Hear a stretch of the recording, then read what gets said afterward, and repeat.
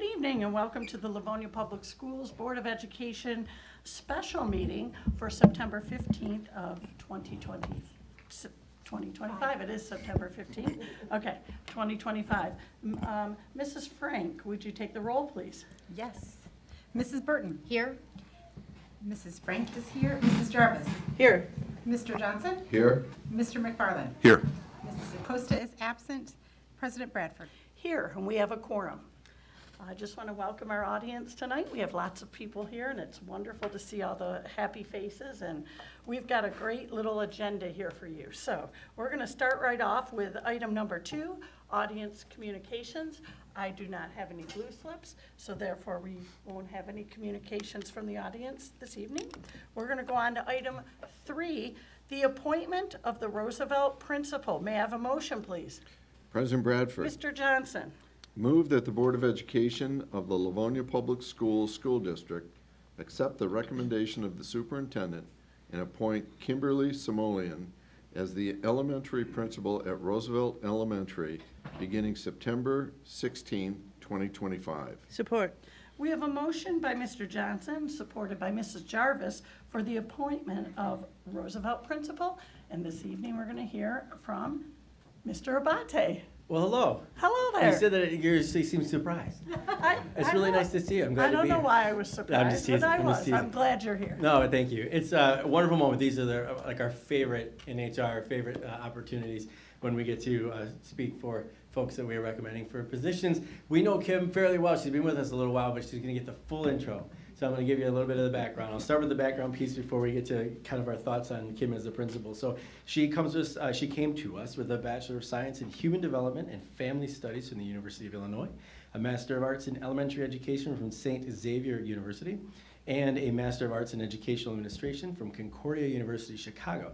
And she began her administrative career in Illinois. So she was an assistant principal for Palos South Middle School in Illinois for 3 years before moving to Schaumburg, where she was an assistant principal for Schaumburg District 54. Spent 4 years in that assignment before we were fortunate to lure her here in 2019 when she was hired as the assistant principal of Cooper Upper Elementary, where she spent 4 years before moving into a new leadership opportunity with Mr. Tom Traub over at Johnson as the assistant principal in 2023. So Kim, she brings a lot of experience. She brought a lot of experience when she came here. She's gained a lot of experience since she's been here. And one of the things that really stood out is the instructional leadership piece. That's something that she really dialed into, particularly when she went over to Johnson, working with PLTs, supporting classroom instruction, making that kind of a hallmark of what she brings to the table. And really, in reading through all the recommendations and talking with folks about Kim, there's this core philosophy that speaks to me. I think it speaks to all of us. She believes that every student should have full access to what schools have to offer, right? That all students can learn and contribute. That schools, and I know you love this phrase, Andrea, that schools should be a joyful place, right? It should be a joyful experience. It should be a place you want to be, right? And that's who she is what she's about.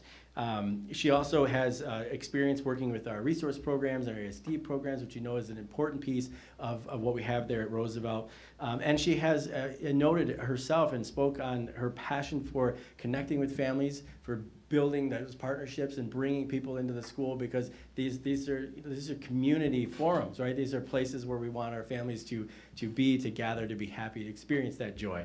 And that's what she brings. And so we think she's a great fit for Roosevelt. Obviously, as we know, as a quirk of the scheduling, she's been carrying the interim tag for a little bit here, and we're hopeful to drop that tonight and appoint her the full principal of Roosevelt Elementary. So I'm happy to recommend Kim Simoleon as principal of Roosevelt. Oh, thank you so much, Mr. Abate. Any questions or comments from the board? Yep. I think this is a pretty good one, so I think we're going to go ahead. And we have a motion by Mr. Johnson, supported by Mrs. Jarvis, for the appointment of a Roosevelt principal. And Mrs. Frank, would you take the roll, please? Sure. Mr. Johnson? Yes. Mrs. Jarvis? Yes. Mrs. Burton? Yes. Mrs. Frank says yes. Mr. McFarland? Yes. Mr. President Bradford? Yes, and the motion carries. Congratulations.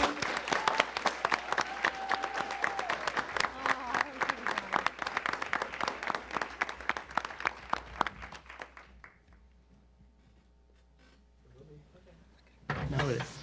Okay. Thank you very much. That was so nice to hear. I kind of forget some of those things that I've gone through to get here. So I just wanted to take an opportunity to say thank you. And I wanted to extend my sincere gratitude to the Board of Education, Superintendent Oquist, Jen Keats, and all of the members of our LPS cabinet team for affording me this opportunity to serve as the next principal of Roosevelt. It's a true honor to be entrusted with this important responsibility, and I appreciate the confidence that you all have in me. We're only as good as the people who are around us and who we surround ourselves with, and I'm lucky to be surrounded by so many phenomenal people who also deserve a little bit of recognition here tonight, because I wouldn't be sitting here if it weren't for them. So thank you to the Cooper and Johnson staff for being part of my journey. I am forever grateful that our paths crossed, and it's because of you that I sit here today. To the elementary principal team and the administrative leadership team, your guidance and support has meant more to me than you'll ever know, and I continue to learn and grow every day just simply by being in your presence. To my husband, Aaron, my daughter, Graylee, my mom, Sheila, and Aunt Michelle, my Chicago crew who are back home, and then for all my Michigan tribe who couldn't make it here tonight, thank you for your love and support each and every day, and also for your patience as I navigate this brand new role and the unknowns that I still don't know that I don't know. And to my Roosevelt community, what a tribe over there. I am so eager to begin this new chapter alongside all of you. Roosevelt already feels like home, so I cannot wait to serve this community at the highest level. Together, I know we're going to provide the very best experience for each and every tiger that walks through those doors. Thank you for welcoming me into your community. I look forward to serving all of you and the families of Roosevelt. So thank you.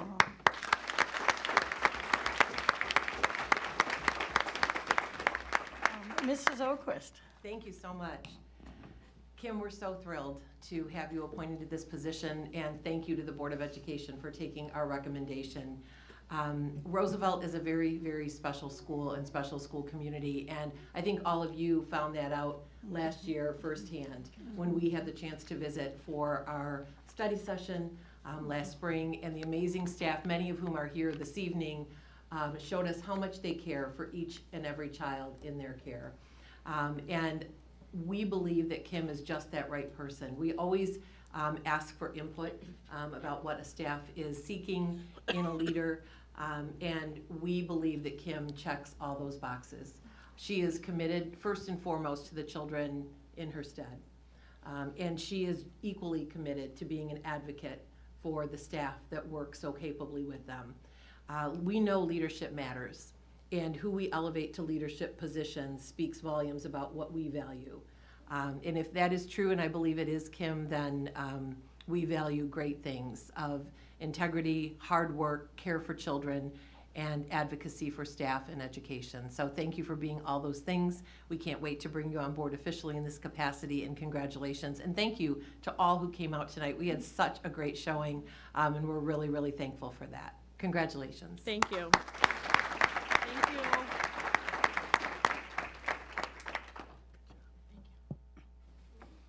Okay, we're going to move on to item 4, the appointment of Johnson Assistant Principal. May I have a motion, please?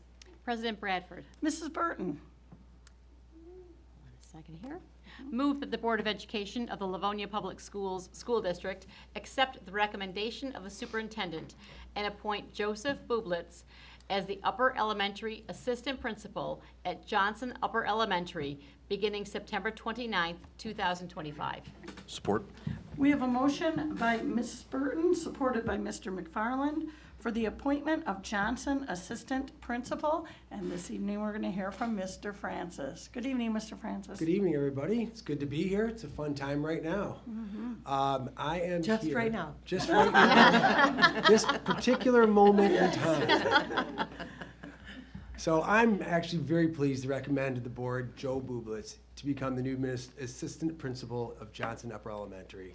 Joe's professional preparation includes a Bachelor of Arts in History from Eastern Michigan University, a teaching certification from Wayne State University, and a Master of Educational Leadership from Wayne State University. So many of us remember Joe from his time as a teacher at Emerson Middle School, where he began his educational career in 2013. And some even remember Joe from his days as an LPS student as he graduated from Stevenson High School in Livonia. So he worked extensively to develop Title I supports at Emerson with students throughout his time as an interventionist when he was there. He also taught social studies in 7th and 8th grade, and he worked extensively to develop those supports and improvements and serving as on the Emerson Lighthouse Committee, which started to pique his interest in school leadership. So after acquiring his administrator's certification, he began serving as an acting administrator when support was needed in the Emerson office, which further developed his abilities and solidified his aspirations to lead a school community. His first opportunity to do so came with an offer from Plymouth Canton Community Schools in 2018.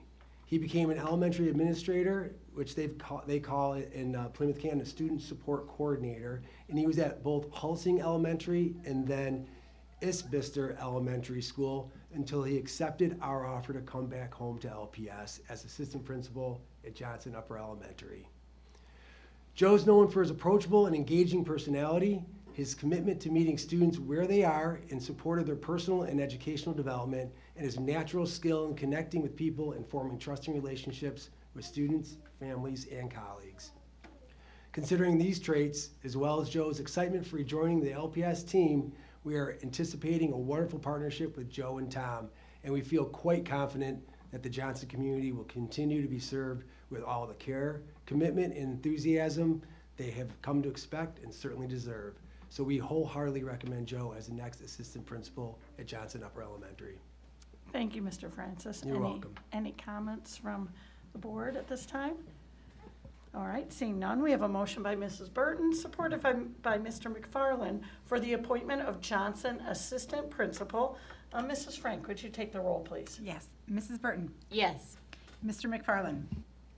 Yes. Mrs. Jarvis? Yes. Mr. Johnson? Yes. Mrs. Frank says yes. President Bradford? Yes, and the motion carries. Congratulations.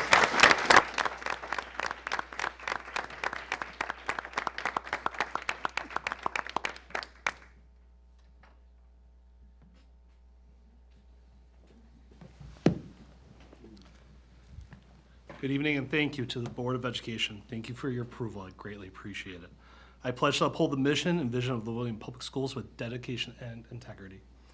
I want to take this opportunity to express my gratitude to Superintendent Oquist for her recommendation, as well as Deputy Superintendent Phil Francis, Assistant Superintendent Keats, Director Abate for their support.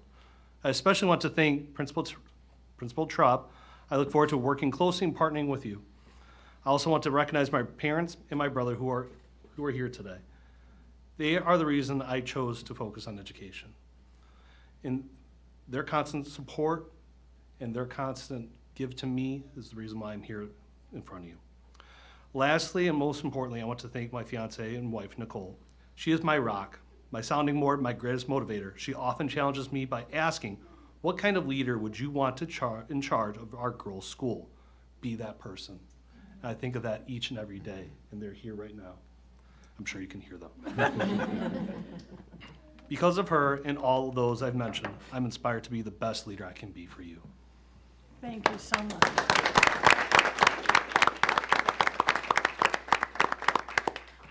Any questions or comments? Mrs. Burton. For both Kim and Joe, and I intentionally held this thought until now because it really applies to both of you. We really are blessed to have the best of both worlds in administrators who have experience in other districts and experience who know Livonia Public Schools. As I've said countless times, I want our folks who are working and especially leading here, when you say things like Cleveland, you know we're talking about an elementary school in the southeast part of our district, not a city in Ohio. I want folks who know our district and who really love our district, and that's so evident with both of you. We are thrilled. And as a mom, it was several years ago now, of elementary kids especially, I know that the principals and assistant principals in our buildings set the tone. They set the tone for the kids, certainly, absolutely for the staff and for the parents.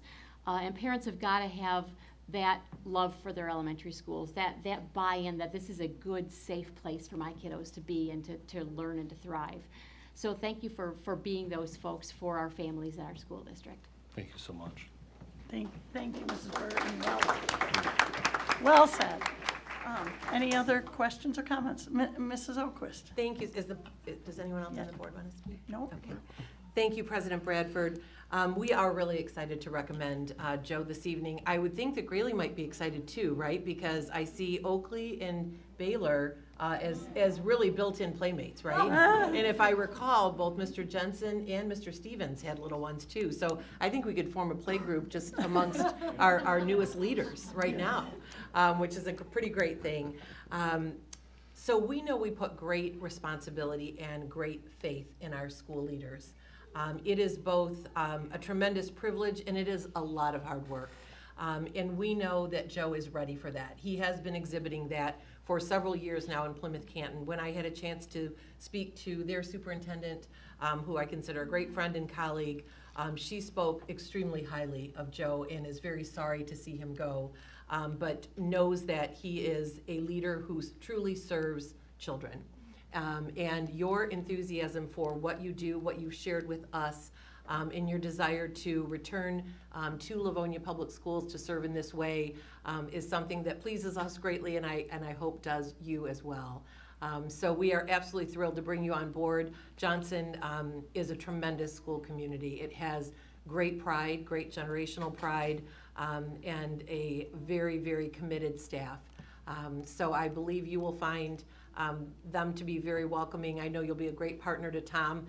He asked you some hard-hitting questions, including something about hair dye. Is that right, Tom? Yeah. Yes, pies, sleeping on the roof, all that kind of good stuff. It seemed like they were in alignment on those things. So Melissa, take note. Yeah, they're will. Oh, she's ready. Yeah, she's ready. So we are so thrilled to bring you on board in this capacity, and we're thrilled to have you join us. So congratulations and welcome to you and your family. Thank you so much. I'm blessed to be home. Congratulations.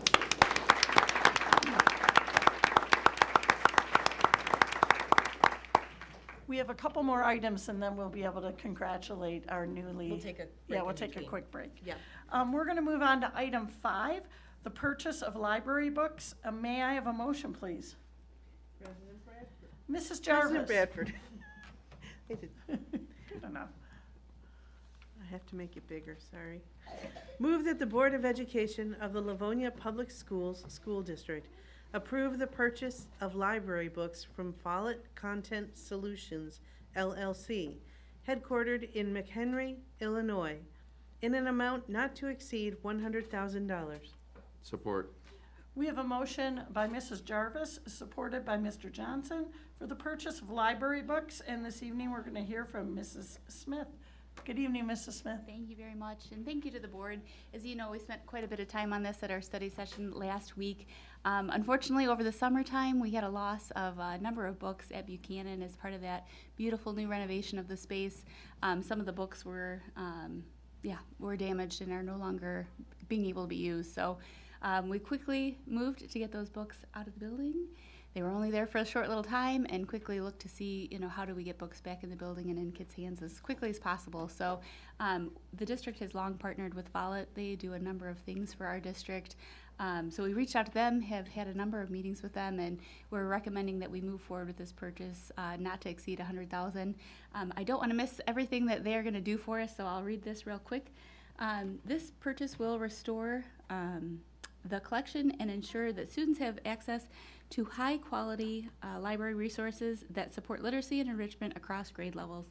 Follett has committed to providing value-added services and discounts as part of this project, including free cataloging and processing, spine labels, barcodes, miler covers, and mark records for integration with the library management system, a 5% discount on all print titles, 5% back-end title-waive vouchers to support future collection development by the media specialists, and a curated selection based on Buchanan's most recent collection analysis that was done this past fall and aligned to national guidelines and district approved parameters.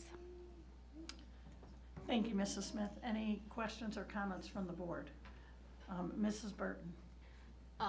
For those who weren't at our study session, and we went over this in great detail, but I was really pleased to hear that the checkout system that we already have in place allowed us to really quickly see what titles are being utilized frequently and what titles are maybe not being checked out very often anymore. I know our media specialists have gone through a lot of weeding throughout all of the renovation periods, but this kind of forced us to do a little deeper dive. So I'm glad that we're able to replace titles that are loved by our student community and then add some titles, get rid of the ones that maybe not so much and add in some titles that Follett is able to recommend that other elementary school kiddos are really enjoying. So it's, I think we're making lemonade out of lemons here. Exactly. Mrs. Oquist. Thank you so much, President Bradford. I really want to thank Mrs. Smith for really leading the charge on this from the central office end. I want to acknowledge and thank Mrs. Wilson, principal at Buchanan, and Heather Ford, our media specialist at Buchanan. It is always a great disappointment when materials are damaged and we don't have those available and ready for our children on day one. But you have all worked together so quickly and efficiently, but really with all of those thoughts in mind that you just shared, Mrs. Burton, to be able to get books back in the library and in the hands of our Buchanan Bears. We also appreciate the community for being patient. We do know that we have very full classroom libraries throughout the school, and so we know that we do have books certainly in the hands of our kiddos, but we can't wait to get that library completed. And I appreciate all of your efforts, those of Mrs. Wilson and Mrs. Ford, to get us to this point. And thank you to the board for moving this up from our regular meeting. This was supposed to come at the end of the month, and you asked if we could go ahead and put this on this special meeting so we could get them back in the library as quickly as possible. So thank you for allowing us to do that this evening, and it looks like we are ready to roll. Yep. I should mention too, great You haven't news. voted yet. Oh, I'm yeah. going to assume that we're ready We to haven't roll. voted yet, but I do have a question. Of course. How soon do we That's know? exactly what I was just going to say. Yes, we're hoping by mid to late October. They Oh, are that's all over wonderful. it. We've already, they've curated their list of recommendations based on the books that we had and the usage and what's popular. And what's wonderful about working with Follett is they do this all the time. So they shared they had just worked on a library refresh over in Grand Rapids, and they shared about the amount of circulation increase they've seen with those new books in place. So I'm very excited to see that data for Buchanan and see our checkouts compared to where they were last year. And yes, I'm glad that they know how important it is to get books in the hands of our kids. So they're going to be ready to roll with this tomorrow if it's approved by the board. So. That's wonderful. While we're all disappointed in what had happened, I think this is going to work out really well, and we're looking forward to seeing all the new books and seeing the kids get excited about it. So, well, first we got to pass it. So with that, we have a motion by Mrs. Jarvis, supported by Mr. Johnson, for the purchase of library books. Mrs. Frank, would you take the roll, please? Yes, ma'am. Mrs. Jarvis. Yes. Mr. Johnson. Yes. Mr. McFarland. Yes. Mrs. Burton. Yes. Mrs. Frank says yes. President Bradford. Yes, and the motion carries. All Yay. Yay. I'm gonna clap for that. All right, we will move on to our last item, which is item 6. And this is a very, very important item. This is a motion. May I have a motion for the passage of the state budget resolution? May I have a motion? President Bradford, Mr. McFarland. move that the Board of Education of the Livonia Public Schools School District adopt the attached resolution expressing significant concern regarding the state legislature's failure to pass the state budget by the required date of July 1 deadline. The absence of a finalized budget poses risk to the financial stability of all public school districts and threatens our ability to plan and deliver essential educational services to students. Support. We have a motion by Mr. McFarland, supported by Mrs. Jarvis, for the passage of the state budget resolution. Would you like someone to read that, or would you like to read that? If I could give you a little bit of background, and then we can go ahead and read it. Perfect. Does that sound good? That sounds wonderful. Mrs. Oquist. So Public Act 160 was passed in 2019. In 2019, the governor said to the legislature, it is imperative that you do your job so school districts can do theirs. And there was a requirement that a legislature prepare, present, and pass a budget that moves on to the governor for her approval or denial, but that work is to be done by July 1st. That date has come and gone with literally no action. As of about a week and a half ago, we were one of only 3 states in the nation without a budget. And we are the only state in the nation that does not have a mechanism of how to fund schools or anything else for that matter if that is not reached by October 1st. If a budget is not passed by that time, the government will go into shutdown. That's simply factual. And we hope that they certainly are able to come to an agreement before that time. However, we do not see action toward that end. We know that our board did their job. We had to have a budget in place by June 30th. Mrs. Smith and I brought to you our very best estimates on a wide variety of things, as we do each year with regard to enrollment, with regard to the anticipated number of staff, and things of that nature. But we do that normally based on extensive detail and extensive research. When it came to providing you budget guidelines and budget estimates this year, that was very challenging to do because there is normally more agreement between the initial budgets we see from the House, the Senate, and the executive budget. And we have now seen each of their budgets, and they are significantly different from one another, especially the House budget in comparison to the Senate and the executive budget.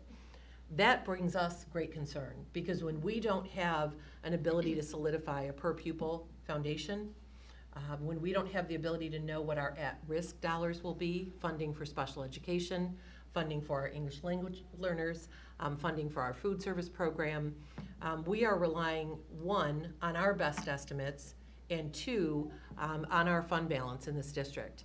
I was at a meeting of superintendents last Friday, and I've been in a number of legislative meetings over the past several weeks.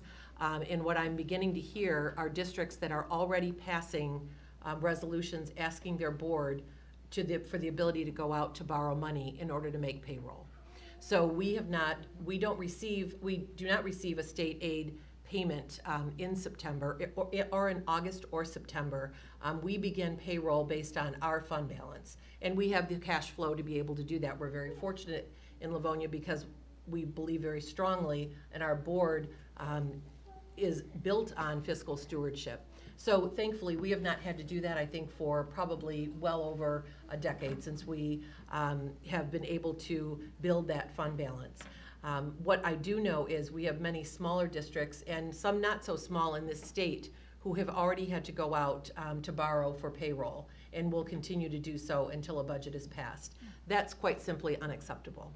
It's unacceptable for districts to take on those costs. Again, thankfully, Livonia Public Schools will not have to do that, but we don't just represent Livonia Public Schools. We represent all of the children we serve through public education in the state of Michigan.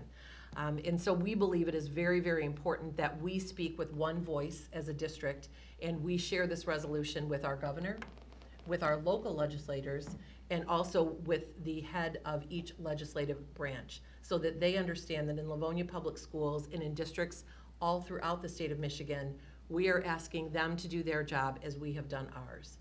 So I would appreciate if we could read this resolution. It gives a little bit more background with regard to the challenges that districts face without a school aid budget, and indeed the state in general without a state budget, and what the results of that may be. So I don't know if you want a board member to read that. We could go ahead and read it, and then Mrs. Burton made an outstanding suggestion. We have the written copy that has a spot for each board member's signature. And so when I send this off tomorrow with a personal letter to each of those individuals that I just mentioned, we will scan. I'm certain I will have assistance with that. We will scan and upload the signed version, and we will send that along with my letter on behalf of the board in our district to each of those legislators for them to understand the importance of them doing their work so that we can do ours. We have done our part, and funding for our children should never be at risk, and certainly funding for other priorities should never be on the backs of school children. Thank you so much, Mrs. Oquist. Certainly. Before we read the resolution, does anybody have any comments?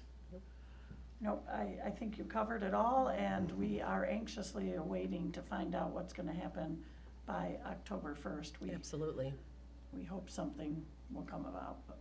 Do I have a board member who would like to read the resolution? Just so happens I have a copy right in front of me. Well, Mr. McFarland, that is a great thing. You can go ahead and read that resolution, please. We'd appreciate it. So it's the Livonia Public Schools School Board Resolution for the fiscal year 2025-2026, school and budget aid delays.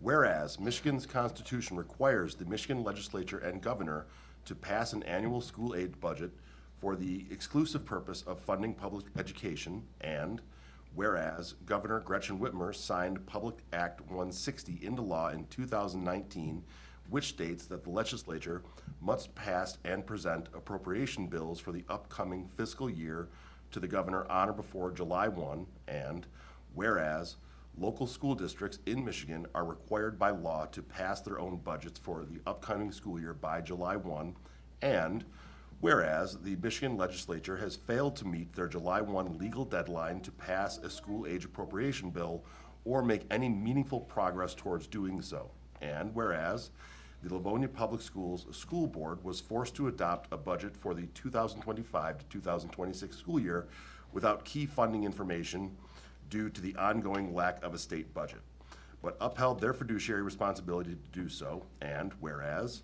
the fiscal year of 2025 to 26 school aid budget continues to be delayed by political battles that are unrelated to school funding or without regards to the needs of our students. And whereas the ongoing delay in funding certainly has already impacted our ability to best plan for the support of our students' needs and our students need and deserve in the upcoming school year, and whereas every day the school budget continues to be delayed by lawmakers will only worsen the negative impacts on our schools, staff, and students this fall and beyond. Whereas comments by lawmakers that suggest the school age budget can or should wait for other budget agreements to fall into place ignore the critical needs of our students. Therefore, be it resolved that the Livonia Public Schools School Board is strongly urging state lawmakers to fulfill their fiduciary responsibility and immediately pass a spending bill that fully allocates the entirety of funding meant for our schools in a manner that supports the needs of each and every student in Michigan. Be it resolved further, the Livonia Public Schools School Board is affirming that school aid funding should not be tied to any other budget deals, including ongoing talks about road funding. Funding for roads must not come at the expense of our education or of the education of our students in the state of Michigan. Adopted by the Board of Education of the Livonia Public Schools School District, Wayne County, Michigan, at their special meeting thereof held this 15th day of September 2025. Thank you very much. Great job, Mr. McFarland. All right, I think Mrs. Frank had a comment, would you? Yeah, just what you said, I agree with what we've talked about and what Mrs. Oakwood said, that we're not having to borrow money, but it has significantly impacted how we've planned for this school year. We haven't had to borrow money like other districts have, but in terms of class size, in terms of the support, there were so many key factors, and the diversity of the budgets did not enable us to really hone in on how we wanted to spend the money that has been entrusted to us. So I think it's really important to say it has affected Livonia Public Schools in significant ways. And just as setting an example, I mean, these folks are supposed to be, they're elected to do a few things, but the main one is pass a budget. And when you're playing with the education of all of the public school students, it's just sad. Unacceptable. It's just a little disheartening. Yes. Okay, Mrs. Jarvis. Just wanted to add that for those who aren't aware of how schools are funded, the school aid fund is where we get the money to run our district. That money comes in from Lansing, and it comes from a lot of different sources. I know a lot of people say, where's the lottery money? Well, the lottery money goes into that big bucket. That's the school aid fund. And so does a lot of other funding. There's funding that comes from state taxes. That's probably the biggest chunk. But there's funding from all over. It all goes into that big bucket, and then it's divided out to the school districts across the state. School districts across Michigan can't do anything. They cannot function. They can't pay their staff. They can't plan for their year ahead without knowing what their budget's going to be. And until our legislators pass their legislation and pass the budget, as my colleague just said, we're shooting blind. We don't know how much money we're going to have. We don't know what we'll be able to do. We had to pass a budget by guessing, estimating. This isn't acceptable. We need to do our jobs, and we can't do our jobs until our legislators do their jobs. It is imperative. So please, please, if you haven't already talked to your legislators, make a phone call, or send an email. This is that critical. Thank you, Mrs. Jarvis. Any other questions or comments? Okay, that will be signed this evening and will be passed out as soon as possible. We will send it out tomorrow morning. Thank you very much. Thank you. Did we vote? Oh, No, we need to, yeah, We we need need to to vote. whoopsie. All right. We have a motion by Mr. McFarland, supported by Mrs. Jarvis, for the passage of the state budget resolution. Mrs. Frank, would you take the roll? Yes, Mr. McFarland, Yes. Mrs. Jarvis, Yes. Mrs. Burton, Yes. Mrs. Frank says yes, Mr. Johnson, Yes. and President Bradford. Yes, and that motion passed, and it will be sent out tomorrow morning. Thank you. All right, and on that note, we're going to go on to item 7. We're going to adjourn this meeting, and we'll be back in just a few minutes to start our committee, the whole meeting. So we're adjourned. Thank you.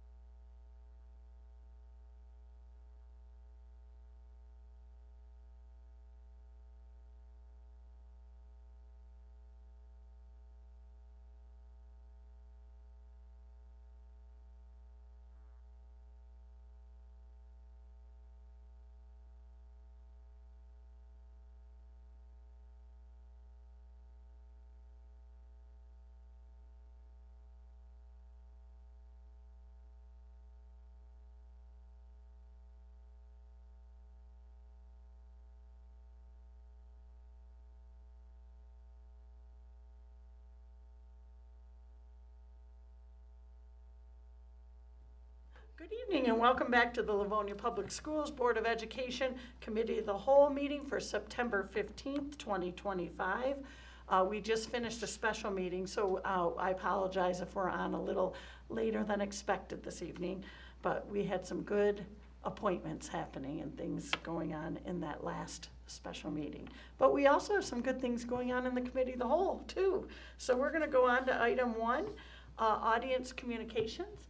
I have no blue slips this evening, so we can go ahead on to item 2, the Committee of the Whole. And we're going to start out with item 2A, which is the summer programming presentation. And it's going to be a great one. And this is, we have Mrs. O'Brien, Mrs. Sproul, and Mr. E2 are going to head that up, so welcome. Thank you. I'm going to kick us off and get us started. So every year we like to share with you the things that happened over the summer, the opportunities that we've offered our students to do some summer learning and engaging with each other. So this year we offered learning in L-Town camps again for all of our students from 1st grade through 6th grade. So we did a little bit of an adjustment to who was invited to those camps. And some of that is based on, we've been offering these camps for several years, and our middle school classes were quite small, and our attendance was not very good for our middle schoolers. So instead, we went down a grade level and opened it up to 1st graders. So typically 1st graders, exiting 1st graders going into 2nd grade went to our learning in L-Town, but we brought up our students in who are younger. One of the other things we did different this year, will you go back a slide, thank you, is we offered all 3 camps the same 2 weeks. So we've tried a couple different things, and I know we've talked about it here at the table about how attendance waned as the summer went on. And so we tried starting a little earlier. We did a camp in June, a camp in July, a camp in August. We've tried different things, but typically by the time we got to August, we had less than 30% of the families that signed up attend camp. So this year, we offered the same camp in each triad during the same 2 weeks. And I'm very happy as I get through each camp to share with you our attendance. So it was much stronger. So it was targeted. We did get some parents say, are you offering some other things throughout the summer? And we said, no, this is what we're gonna look at, seeing what worked this year. So each year we've adjusted it, and we're open to, having feedback from our parents and from our teachers who work our camps. But this seemed to be quite positive. So we offered it for the 2 weeks of June 16th through June 27th. In the Stevenson Triad, we offered it at Coolidge and at Churchill Triad, and we also had our multi-age resource program students at Frost, and then the students in the Franklin Triad were at Cooper. All camps ran Monday through Thursday for 2 weeks. So on site, we had a principal at each site, an administrator, 1 to 2 teachers per grade level. One school, we actually added a 3rd classroom because they had a larger number of students who applied. An EST or an interventionist to work with some students in small group. We had special education staff based on the needs of the students, because these camps are open to all of our students. And 1 psychologist or social worker through the district on call as needed. That was another change over the previous. We had someone for all of those 6 weeks, and really, we leaned on them when we needed to lean on them, and so this helped kind of adjust what we provided our students, but also they weren't needed in the same way they are needed during the school year. We provided free transportation within the triad, and then students got multiple snacks. So again, over the years, we found that students really didn't want the lunch to take home, so instead we just provided 2 different nutritional snacks during camp. So our first camp, Camp Frost, we had 173 students. our average attendance was 81%. We had 2 students who couldn't come the first week but came the second week, and 11 students who missed the whole second week. So again, that's what we've been looking at, is trying to find that sweet spot of attendance for our families. So Camp Frost had 81% average attendance, but still had, you know, several students who missed that second week of camp. Camp Coolidge had 138 students. Their average attendance was also 81%. 8 students didn't come back for the second week, so they were there for the first week. And then Camp Cooper, 184 students. Their average attendance was 87%, and they had 10 students who missed the week too. So again, you could just see kind of a little bit of a pattern, like, should they be single week camps? Should they be, like, just having those conversation of what's important. We, this year, use the same STEM curriculum that we used 2 years ago. So because we've been offering these camps the last several years, we've had some rolling curriculum. So one was a pirate study for the lower L students, and the other was a mystery of who stole the cookie from the cookie jar, and students were detectives. So we planned out the lessons for the teachers. We had access to books that aligned with them, hands-on experiences, and then problem-solving activities. So kids had some math, mostly a math task to work with other kids. So not practice basic facts, but more the thinking and problem-solving facts. And then Nijiro offered a 1-week camp, and they did that the previous summer also, so they had 41 students come, and they had attendance of 92%. And then we offered ESY. Yes, so as Teresa said, our multi-age resource program had a 2-week session during summer in L-Town, where our students who have special education classroom placements were able to join in with their peers and have the same robust experience as the rest of the students at Frost. And then we have a more specific group of students that need a specific service called extended school year. And this is something that's dictated through a student's IEP, as I know you're all familiar with. And this summer programming is meant to prevent students from having not just summer slide, but really losing the skills that they've worked really hard to gain all throughout the school year. So it's a database decision that comes from the IEP team about what students qualify. And this year we had 25 students attend. So that's a small number of students, but it's really impactful for those 25 students. And I think it also speaks to how our L-Town summer programming can offer support to many of our other students that typically might have attended ESY. So it was held this year at Hayes Elementary, which was a change for us. And we're going to be back at Hayes next year as well, I think is the plan right now. It's nice to have that consistency. It was offered over a 4-week period. It was 3 days a week, so Tuesday, Wednesday, Thursday, for 4 weeks. We also had an administrator on site. We had classroom teachers, speech pathologist, social work, psychologist, and occupational therapist there to provide support to our students. And it was all based on student need. So our goal really is to continue to support students' learning, and a lot of times that's based on academics, communication skills, and independence. And I think you just look there and you see the smiles from the students and the staff, and that says it all, doesn't it? It was a great time of just learning together and getting to settle into new classrooms and with new staff. Something very similar to what Ms. O'Brien said is that we also have experienced a decline in enrollment toward the end of the summer in the past. So by moving also ESY up earlier, we had an increase in students that participated throughout all 4 weeks. So August seems to just really be tough for many of our families. I think a lot of family vacations happen there, a lot of resets, a lot of time together. So we also moved this camp or this ESY experience up to the end of June and went into July, and that was good for all of our kids.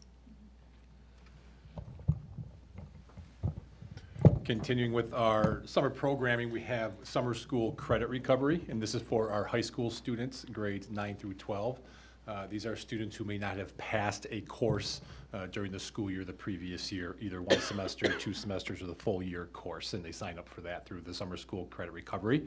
So it's for Churchill High School, Franklin High School, and Stevenson High School. So you can see on the info slide that I have for you, the summer school credit recovery was from June 16th to July 17th. It's $100 per class, or $50 for free and reduced lunch students. 203 students registered to recover some credits to put them back on track for graduation. And of those 203, 198 attended, 5 did not for various reasons. And 99% of courses that were taken were passed this summer, which is a phenomenal rate and puts a lot of students back on track for our graduation rates as well. So outstanding from that standpoint. We have 2 different models for credit recovery. We have an in-person and hybrid. So the in-person, we hosted that at Franklin High School this year. Typically in years past, it's been at Churchill High School, but as we know, they're under some extensive renovations. So Franklin graciously hosted that for us. So any student, Stevenson, Churchill, or Franklin, who registered for a course in person attended at Franklin High School this summer from June 16th to July 17th. And typically Monday through Thursday, but some weeks are different based on the 4th of July week and things like that. It is both Livonia Public Schools and non-Livonia Public Schools staff. So we do a public posting to hire teachers to bring in to teach those courses from that standpoint. The courses that we do offer is all dependent upon what the students sign up for. Typically the 4 cores we do hit in terms of math, science, social studies, and English, and then PE gets in there, health gets in there, and a few other ones as well. So it really is dependent on how many students sign up for which course, and if we have the staff to teach that course for those 4 weeks, for those in person from that standpoint. Classes are 2.5 hours, so we do a morning session, have a little lunch break, and then do an afternoon session. And then 81 students took the in-person, and 10 of those 81 students also did the hybrid version. So they kind of double dipped to knock out a few courses to get them back on track, which is great to see. The other version, which we started after COVID actually, is the hybrid version. This is hosted by both Franklin High School and Stevenson High School, again, Churchill High School being under construction.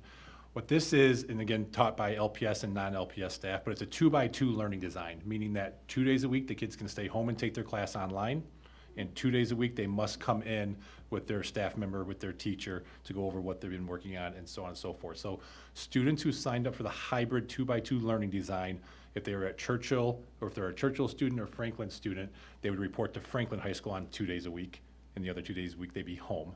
And then Stevenson students who signed up for the hybrid model would report to Stevenson 2 days a week.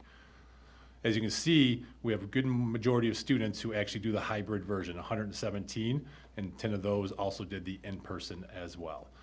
But it's a pretty good options for our families, especially for the cost at which we're offering it for per course, and the 99% pass rate is just exceptional. So it was success all the way around. I want to thank Ms. Ling, our administrator of summer school, Ms. Ingram, who's a counselor at Franklin, runs the in-person, does the administration for the summer for the in-person, and then Mr. Wood, who's an English teacher at Churchill, does the hybrid administration of it as well. So I thank all of them for doing that and for the district being able to offer it. So those are the programming that we offered this past summer. Does Any anybody? questions? Yeah, any questions? Mr. McFarland? So for the numbers in the credit recovery, are of the 203 or 199, whichever number you use, is a kid who takes 2 classes counted twice, or is that classes taken, or? It's 198 attendance, so it's 198 students. Okay. 99% of courses were Gotcha. were passed. But with that being said, I can look into to see how many total courses were taken. Okay. So a student who took more than one course.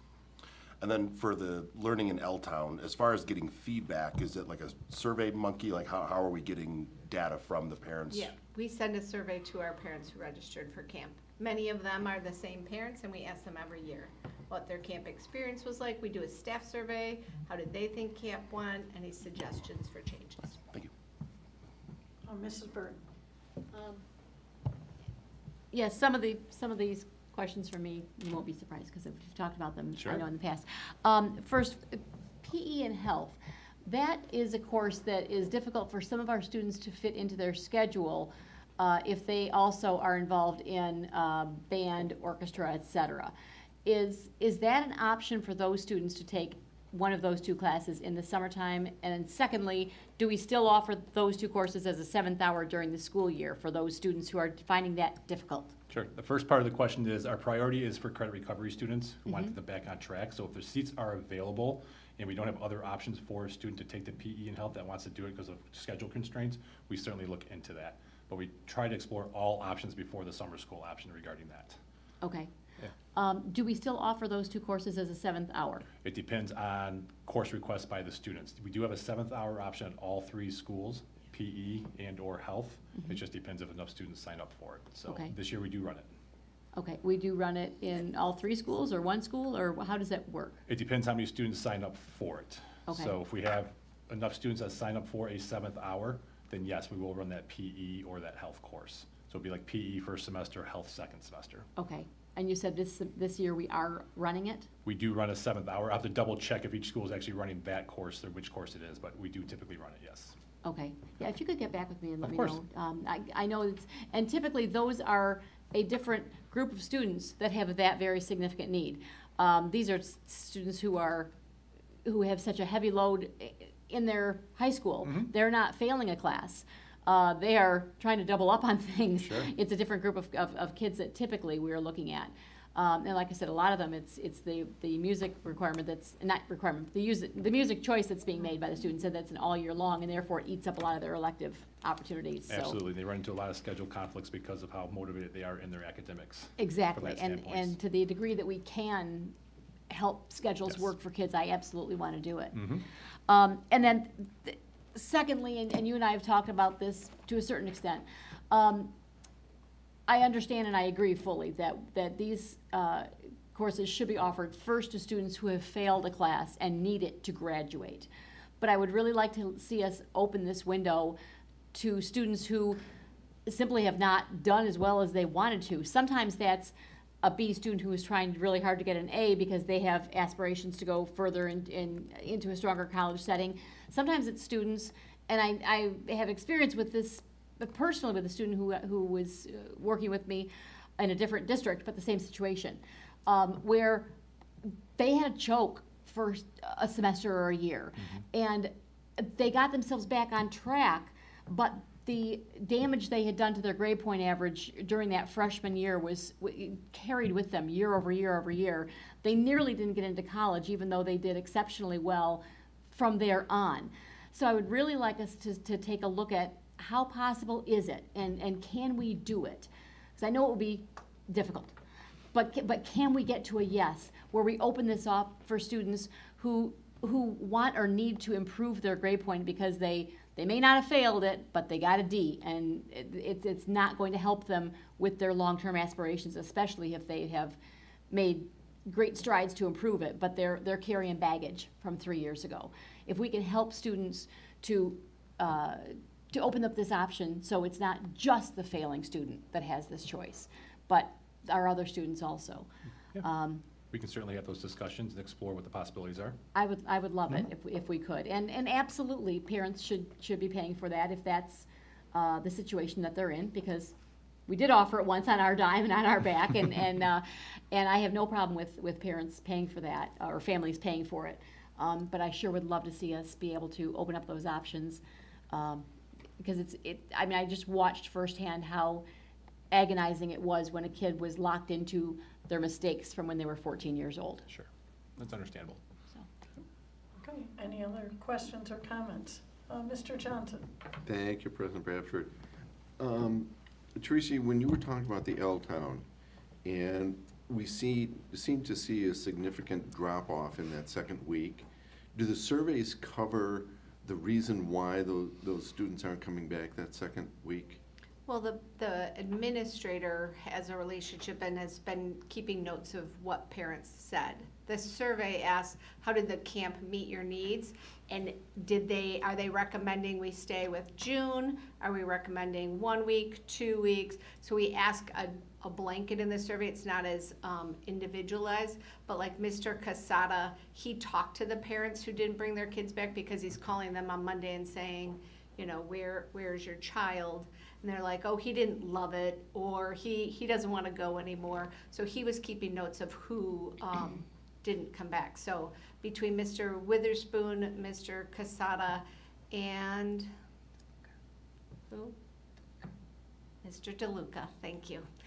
Those were our 3 administrators for the camp. So that was one of their tasks, is to talk to the parents who didn't come back. So it sounds like Or the kids that didn't come back were, they just didn't like the experience or simply didn't want to come back for that second week. Yep, and there were some kids who came day 1 and never came back again. I didn't count them as students who attended camp. Like in my total numbers, I didn't count those students. So they came for a day.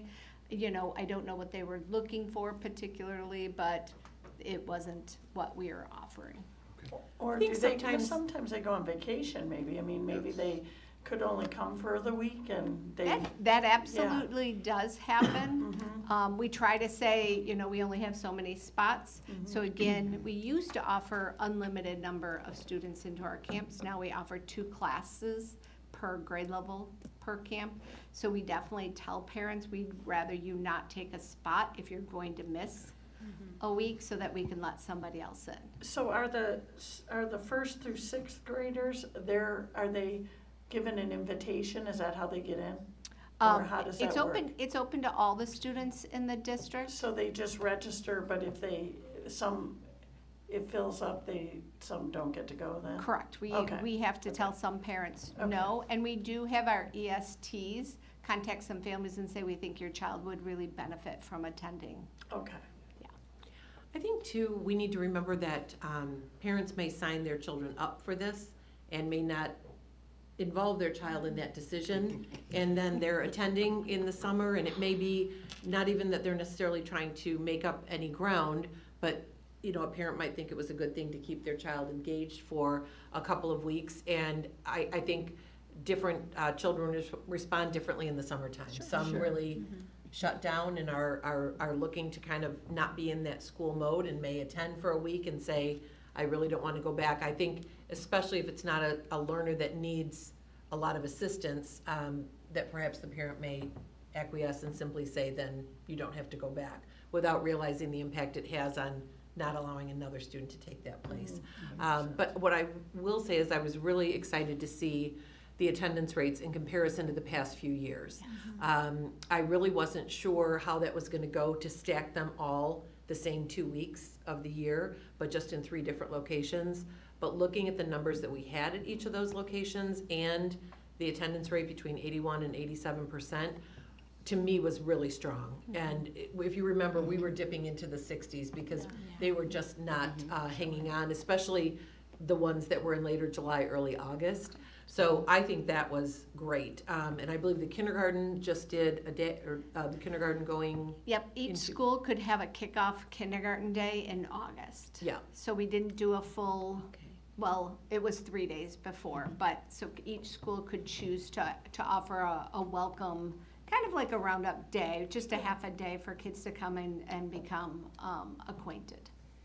So I think I just really liked that idea, and I think it certainly gave us some data that would say that may be the way to do it. So whether it's 2 one-week sessions or 1 2-week session, it didn't seem to be harmful that they were all the same 2 weeks. It certainly We had didn't. kiddos from every triad attending, and we had some pretty nice numbers. So I really liked that.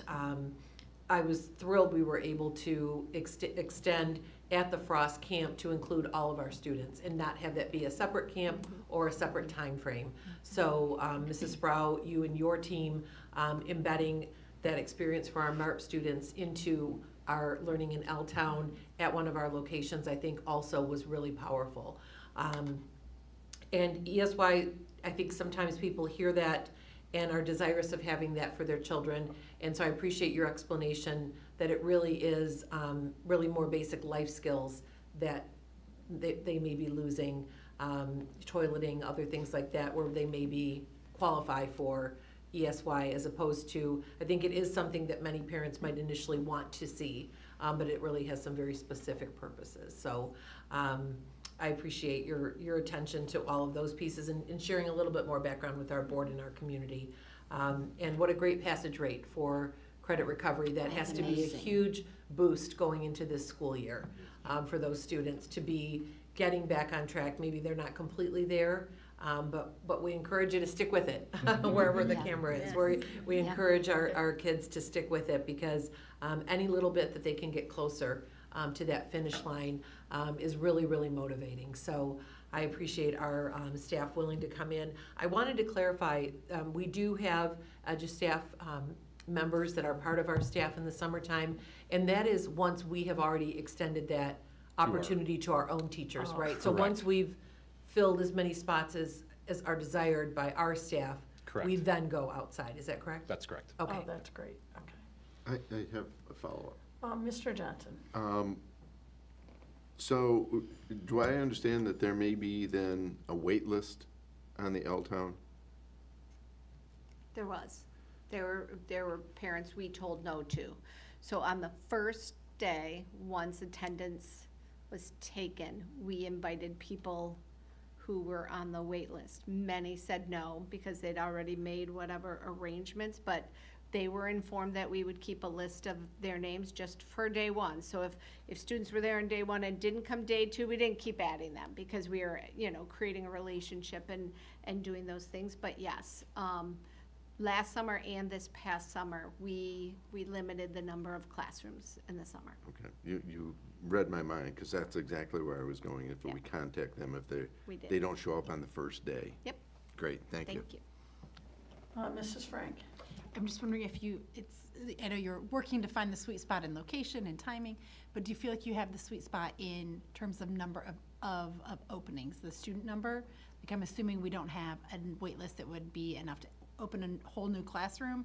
It's just a little bit of a wait list. Do you feel like that's good enough, or it would be beneficial to open a new classroom, or? So I believe it was the Coolidge camp we opened a third grade, second grade, because there were so many on that list. I think it's learning from each year. So when it was across the summer and we lost students as the summer went and it was open to everyone, we staffed based on those original big numbers and got all the way down to 60% attendance. So teachers had classes of 9, right? So this year, stacking them, I like the way you said that, like that really helped make sure that we had the right amount of support.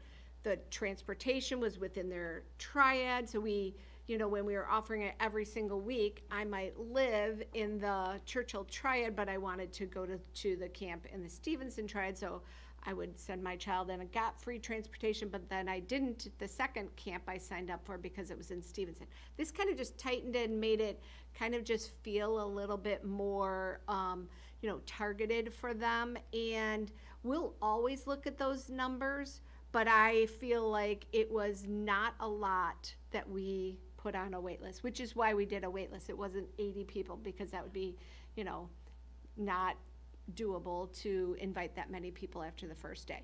But I think it was a few. I think specifically talking to Mr. Casada, he would call them and say, so your child did not get into camp, but I will call you on June 16th. That's the first day. I'll let you know if there's any spots open for your children. We did add a brother or sister if we needed to and things like that. But I do feel like we kind of right now have a good model. So then the question is, what's maintainable, right? So 3 weeks or 3 camps at the same 2 weeks seemed to work really well this year. I think so that worked this year. It might not work as well next year. Like sometimes it just depends. But I think that's one of the wonderful things that we've been offering is that we've done different things. We've asked people what makes sense and continue to offer their students, opportunities to learn and engage with other students and read and write and do math. And I think that's an incredible thing. Mrs. Burton? Just to kind of a follow-up to that, am I remembering correctly that this started with grant money that we had received?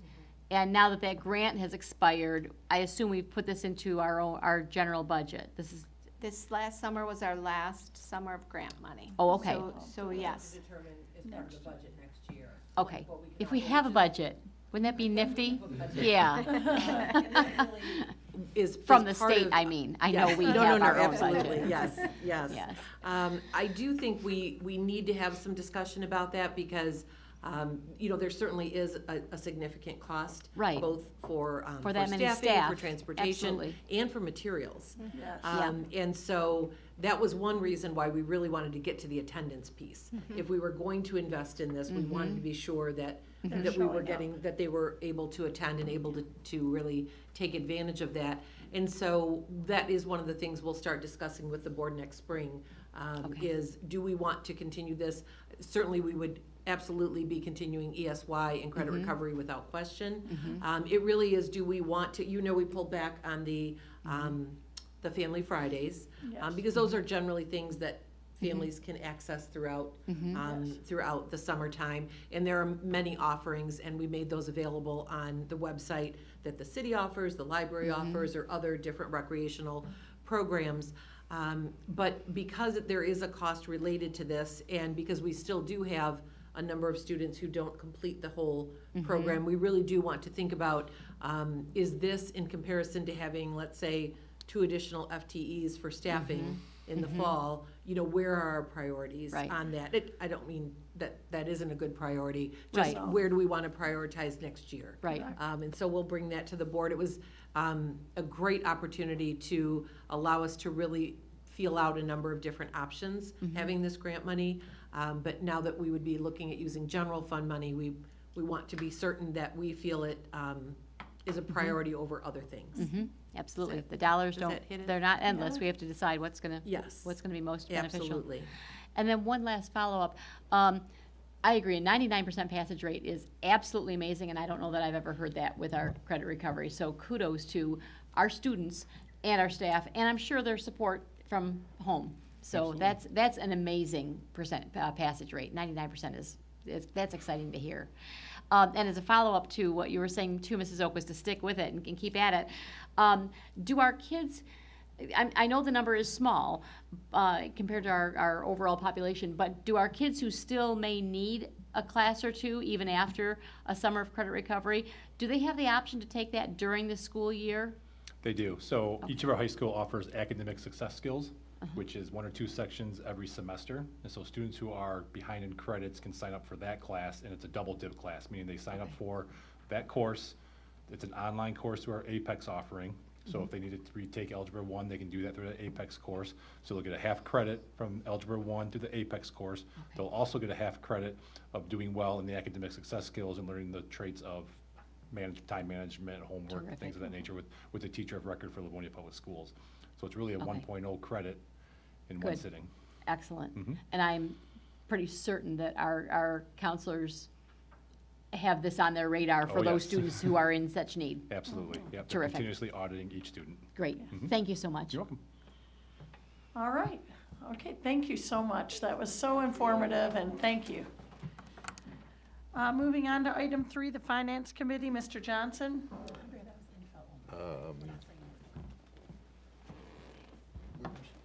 We do not. Yes, I didn't think we did. We have nothing. Oh, great, thanks. All right, moving on to item 4, the Division of Instruction Committee. Mrs. Acosta is not here this evening, and it looks like we do not have anything on the agenda. So we will move on to item 5, the Operations Committee, and I will turn it over to Mrs. Burton. Thank you. Item 5A is our filter first installation, and we will be hearing from Mr. Green. Good evening, everyone. Good evening. What Good a great evening. night tonight, huh? Yes. Yes. All right, let me get my things together, and we'll start first with our Filter First initiative in Livonia Public Schools. And I had last week a chance to notify the Board of Education. So what I'd like to do is, you see this in the attachments, and the community that's watching along can also see the descriptions as well. But I'd like to read to you a little bit about what the Filter First Clean Drinking Water Access Act is about, and then I'd like to kind of talk about it a little bit, if that's okay. So as you may know or may not know, the Clean Drinking Water Act and amendments to the Child Care Organization Act, collectively known as Filter First, were signed into law by Governor Gretchen Whitmer with an effective date of October 24th, 2023. These laws require schools and child care centers in Michigan to develop a drinking water management plan. install lead-reducing filters on all consumptive fixtures and test filtered waters by June of 2026. So you're putting the dates in your head right now. Members of our operations team, including myself, have attended in-services by EAGLE, which is the Michigan Department of Environment, Great Lakes, and Energy, to educate ourselves on this new law. In addition, our finance team and operations teams are partnering to ensure we are exhausting all grant reimbursable funds through this program. So what was great about that in-services, what I learned is over the past year, Mr. Francis and his team were well ahead of the curve on this type of work, as LPS has been and had been installing filters on drinking fountains inside K-2 classrooms and hydration stations across the district, with a ratio of 1 per 100 students. That's what the law requires. We're not done yet, but we're well ahead of the progress. And sometimes you have to compare when you're on these meetings and you hear what other districts are doing, and I was very proud of the work our district was doing on this project to make sure we're meeting our benchmarks. So as part of this project, we spoke a little bit about this last week on the notification, we're capping all drinking fountains in classrooms after grade 2 in our school district. So if you were to go in a K through 2 classroom or a pre-K through 2 classroom, you would have a traditional drinking fountain in those classrooms. Grades 3 and above, they will not have those, and they will use either the filling station or the drinking fountain as part of the hydration station to have their water source for the school day. Principals were notified of that last year. We're continuing to educate them on that. And so what that means is we need to make sure that when we're allocating classrooms for kindergarten, first grade, and second grade, we just can't make that switch just like that the next year. We have to be very strategic about where we put those classrooms. So again, this is primarily at the elementary where this would have an impact. Filters are also being installed in kitchen prep areas, and the filter LPS has and continue to install in our sinks and kitchens, filter out lead, copper, and PFAS. If you want to know what that is, I can't pronounce it, but it's a group of chemicals often nicknamed forever chemicals because they don't break down easily in the environment. So we're on track to have all required filters and hydration stations installed in each of our pre-K-12 and post-secondary buildings by June of 2026. And this includes signage, which is part of this law, which we have to mark for all non-consumable faucets. So that's part of the work our team is doing. And in the maintenance department, they continue to work closely with Harry Lau's office to facilitate this work. We've been resourcing vendors such as Long Plumbing, Lands-On, and Progressive Plumbing Supply for plumbing, electrical, and concrete work, as well as utilizing our own LPS maintenance staff. If you haven't had a chance in our community to visit the State of Michigan website on Filter First, it's really a nice site.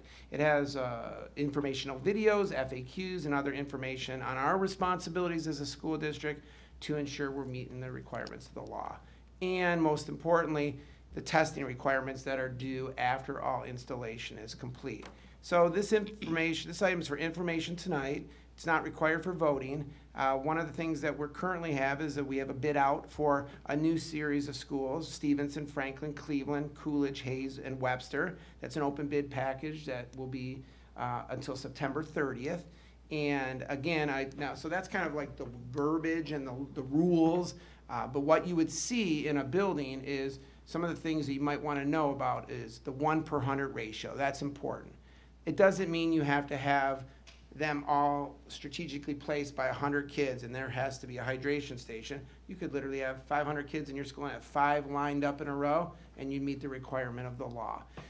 The other areas of the buildings where we get into our secondary buildings, that's where we take a much more analytical look at things. So like if there's kitchen areas or home economic areas, we're really taking a look at making sure that those are filtered at the sink level if they're going to be used for consumption. And again, the signage is another important part of this law to make sure where those faucets are located that we're not allowed to consume the water, we'll mark those as well. So great progress by the LPS team last year, and that is, in short summary, Filter First. That's your quick primer on it. Nice. Mr. Green, may Yes. I thank you so much. You have learned a lot about filtered have. water in a short period of time. I know that we had some questions initially about the removal of the bubblers. So the drinking fountains where you 1, 2, 3, next. And one of the reasons, some schools are just removing those completely, because if we kept the bubbler and did not put the filter on, we would have to have the signs to which you just referred, that this is non-consumable, non-potable water. That really isn't something you want to see in your child's classroom. But we did feel that instead of, some schools are just removing those completely. We did feel that for especially K-1, 2, it was appropriate to keep the bubbler, to keep the drinking fountain in the classroom. It makes it just a little bit easier. Students above those grades are a little more independent. They can walk outside their classroom, fill their bottles on the way to a special, on the way back from lunch, and that can be part of what we do. And somehow we all grew up without a Stanley next to us, but I'm not sure that we could do that now. We were completely not hydrated as youth, I'm certain of that, unless Kool-Aid counts. This is true. So I just wanted to note that we did decide to invest in the filters, and it is a significant investment.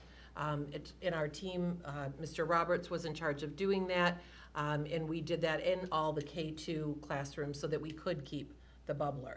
So it's not so much why did we do that with 3-4, it's really why did we keep them and choose to invest in the filters so that we could have them with our littlest learners, so that they could have that right in their classroom, which really made it, I think, just a better way to go for our students and for our teachers. So those will not have to be marked. Those are filtered. We will have to replace those filters on a regular basis, but they have been installed. And I also want to acknowledge Mrs. Smith, who worked with our operations leadership to apply for a grant from the state. We did receive, I believe, over $500,000. While it won't cover all of the costs to include these water bottle fillers and the drinking fountains in the schools to the extent that we need to include them, but it certainly will aid us in the costs related to this. Thank you. That was my exact question. So this is a statewide program that the governor's put into place. And so the responsibility for the replacement of the filters lies on every single district in the state. So they have to spend money to make sure that the water is properly filtered and. Ms. Smith could maybe help me on this one, but I believe the filters are the areas that are most reimbursable. Some of the actual work that we have done is not, but the filters themselves are. And that's what's really gets expensive. We're fortunate that we were able to start doing this with schools during bond renovation, because in some cases, you're literally breaking into a wall, getting to the plumbing and getting to the electrical that you need, and then having to rebuild that back up. Is that correct? That is Yep. correct. Okay. And we've learned I'm from gonna the look state. over at my friends from Plant I haven't Materials. done my That is introductions correct. yet. Okay, I just wanted to make sure, because it's pretty significant. And Yes. if you think if a school district has not had renovations, and we have some very old schools across the state, I would think that would be quite costly to start from scratch. That is correct. So when you say the filters themselves are And they're very specific, so the grant specifically covers the cost of the bottle filler stations and the installation. We did inquire though about the fees we've incurred from French that have helped us with some of those construction needs. Those are not reimbursable. We've also learned what made this grant a little trickier than most was they announced awards in the end of November, but then didn't tell us the reimbursement process until March. So, of course, we were right on it and started ordering things, and then you find out months later kind of what the process is for reimbursement. We went ahead and ordered a number of fillers, we ordered a number of filters. None of those can be requested to be reimbursed until they're installed, so there's a lot of tracking. I think the thought is they don't want to buy a warehouse full of filters for us. They want to make sure they're being used. Unfortunately, though, that's the big unknown. Okay, so you cover the cost of the initial filters, but I've seen quite That's an what I'm estimate wondering. of quite a We bit have of to money. continuously spend on filters. Exactly. And we know when it turns red, then, and you have how many classrooms, that has to constantly be monitored, because once it turns red, you need to refill, and change it out, and. Absolutely, yeah. And if you don't have enough on stock, that's what I'm saying, it seems like we may have to invest in. Are they all the same filters, or are they different filters for different? I know what I've seen come through is the same, and I couldn't tell you what the name The of the model filter numbers is, are but all yeah. the same. There's two Okay. different types of model numbers. One is the recommended one that's reimbursable. There's another one that's acceptable. One of the things that Carl Roberts, who is Superintendent Oquist said, is doing so much work behind the scenes as well as, at the end of the day, you have filtered water in all of our schools right now. So like, I think that's important to remember. Like, so if 2 filling stations go down and we're waiting on a replacement filter, we don't maybe on that day have the ratio, but we have filtered water in our schools.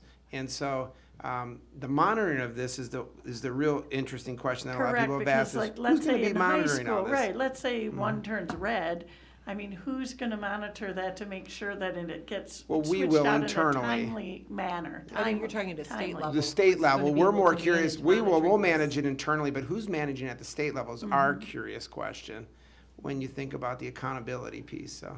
Okay, yeah. But the great news We're not is that we're. curious. No, I mean, I'm glad we're doing that, might be no doubt, postings because I for think that this job. this came out of the Flint water crisis, I'm sure. Correct. And so It did. now we're doing it all Yep. across the state. It just seems like that's it can be a costly endeavor to do. And while I'm in favor of it, I'm not saying it's not a good thing, but it will need monitoring quite a bit, I would think.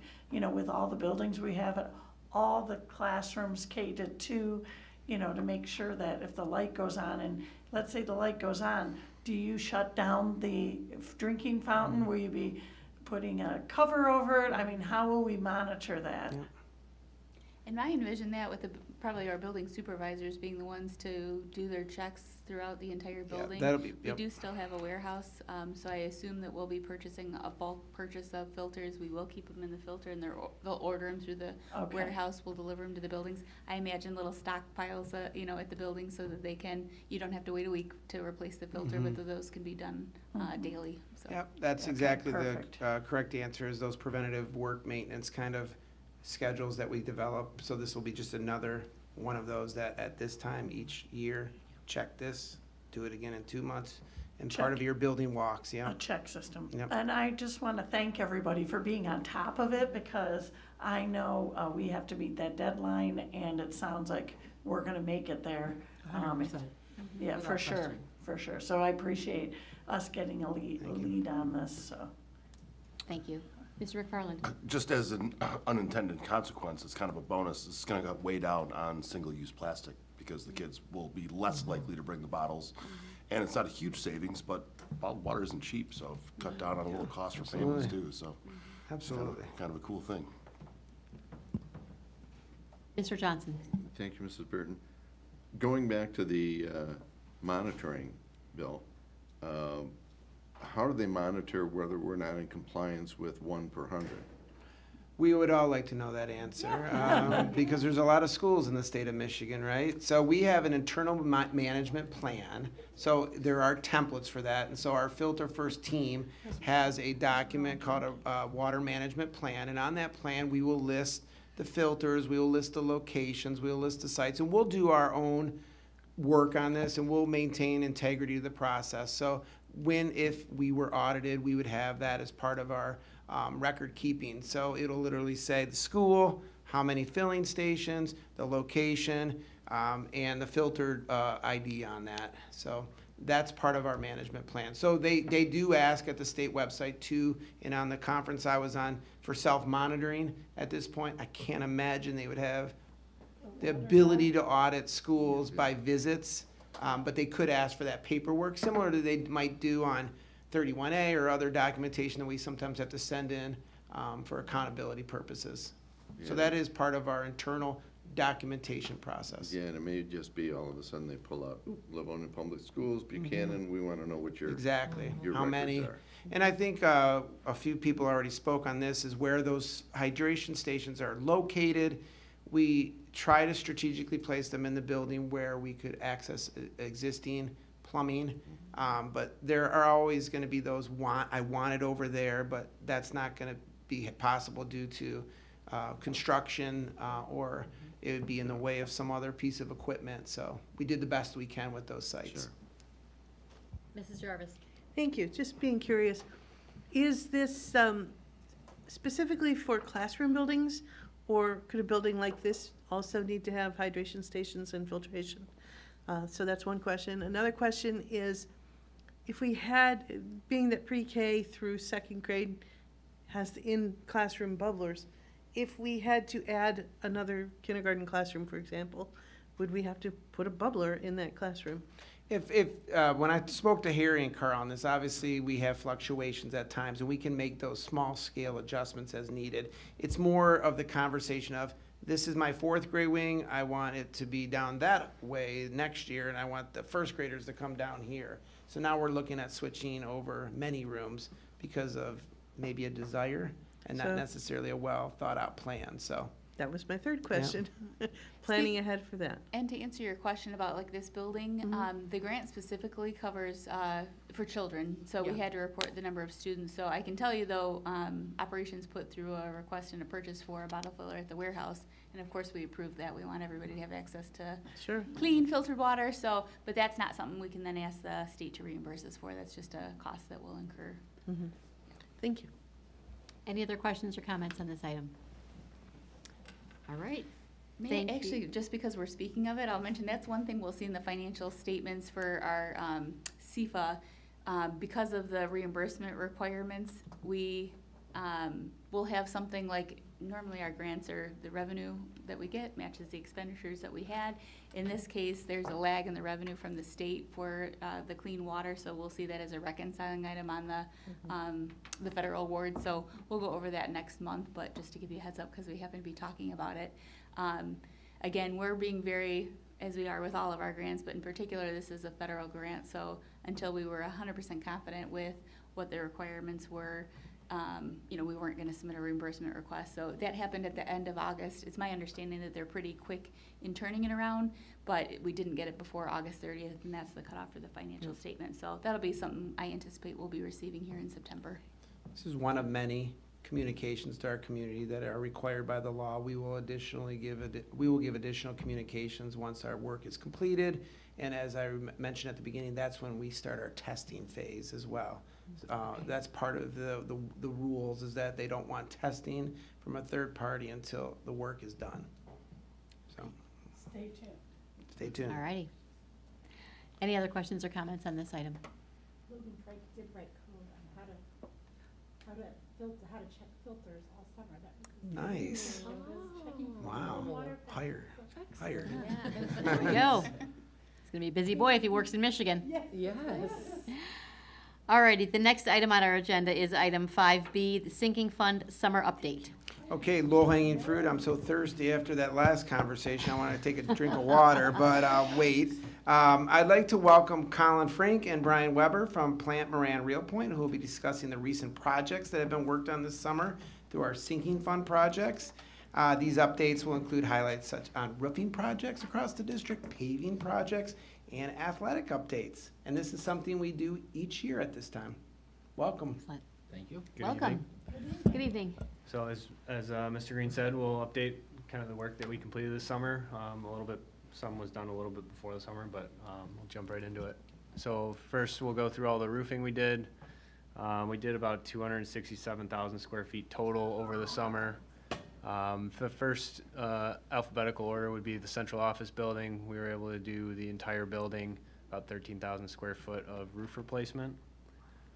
And then next would be Churchill. We did close to half of the building, about 167,000 square foot of roof replacement. This was definitely the biggest project of the roofing summer. And you can see here the white roof is the old roof and the black is the new roof, so you can see bits and pieces of kind of where the scope stopped. And then at the warehouse, we did 21,000 square feet of roof replacement. This was about 3/4 of the building. The remaining section of the building was replaced around 2018. And then at Webster, we did 66,000 square feet so that's the entire building, all new black roof. That's great. May I just speak to that? I wanted to thank your team for really being persistent with the contractors for cleanup on these projects, because what happens is we do this big work and then we have the cleanup after, and these gentlemen here were really dogged on making sure those teams came in and did that cleanup afterwards, and then our LPS teams then came in as a second round of cleaning. So that's all, sometimes you don't see that kind of behind the scenes work that's needed to get done in completion of these projects. So thank you for being on that. You're welcome. Just to chime in a little bit more, just to remind everybody, the roofs that were replaced are based on an overall roofing assessment provided by Roofing Technology Associates. It's a program. We're not just throwing darts every summer. It's working with that assessment. It's talking to Mr. Roberts, Mr. Lau about maintenance on buildings. And we adapt as years go. We do have that initial assessment that's a black and white or a colored report. But we do keep live active data and assess it every year. We understand which ones are the biggest pain points and strategically approach each one of these roofs. Just wanted to remind everybody that report exists and that's what we're working off of. Are we seeing a reduction in pain points as we proceed? Greatly. We've been going at it since, I've been here since 2018, and we've been going pretty hard at it. So in the next couple of years, we will make great strides. It'll be a big relief for the maintenance staff we finally overcome many years of roofs that have outlived their useful life that we're finally catching up to. So it's been a very productive program, and it's very successful to date, and it will continue going on. So moving on to paving. Paving, we did about 258,000 square feet of paving projects. First up would be the Bentley track paving. We milled and capped this. It was about 44,000 square feet. Ended up looking really nice. We put new striping on it as well. I think it's a great benefit to the community. They're very happy about it. And then central office phase 2 paving, about 138,000 square feet of paving. The red area is the area that was done this summer. This is the second phase, and we probably have 2 to 3 phases remaining.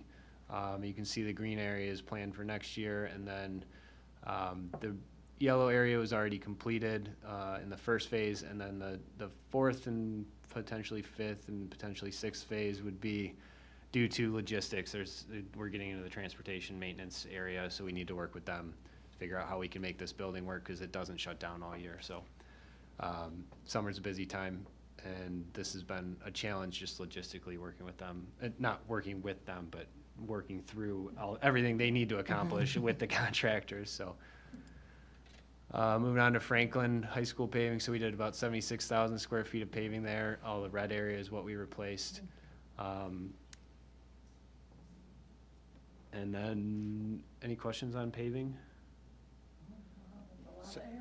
I thought, it looks great over here at the central office complex. Yeah. I thought our citizens kept cutting through off of Farmington Road to see the work being done and appreciate it, but I then realized that's just what they do, coming through that back area over there, but it looks great. It looks great. There used to be signage to tell you not to, but it's not there. It looks great back there, though, and so do the other sites, so thank you. Can we put that signage back up? It doesn't work. Well, that's true.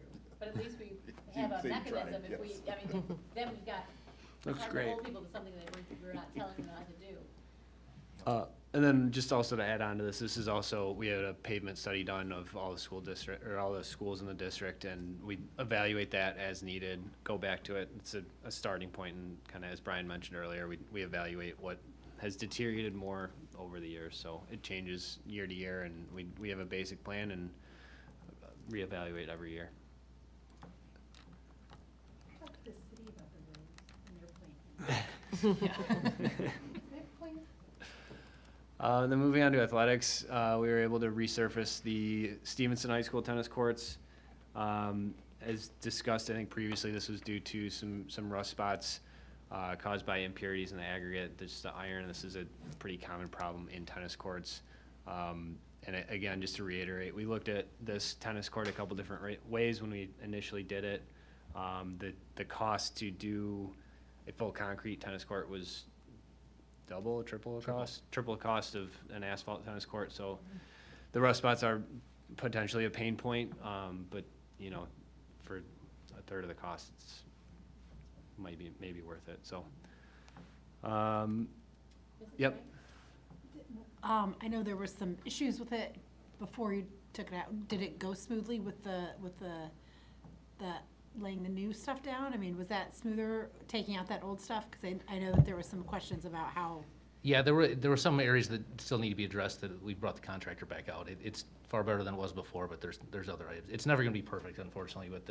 It's just literally something that get mined out of the ground, and there's iron ore in it that'll rust over time. So we addressed a lot of them, but we also contacted the contractor to come back to some spots that either got missed or resurfaced since they put that coating on. So Okay. that's an ongoing conversation as well. Okay.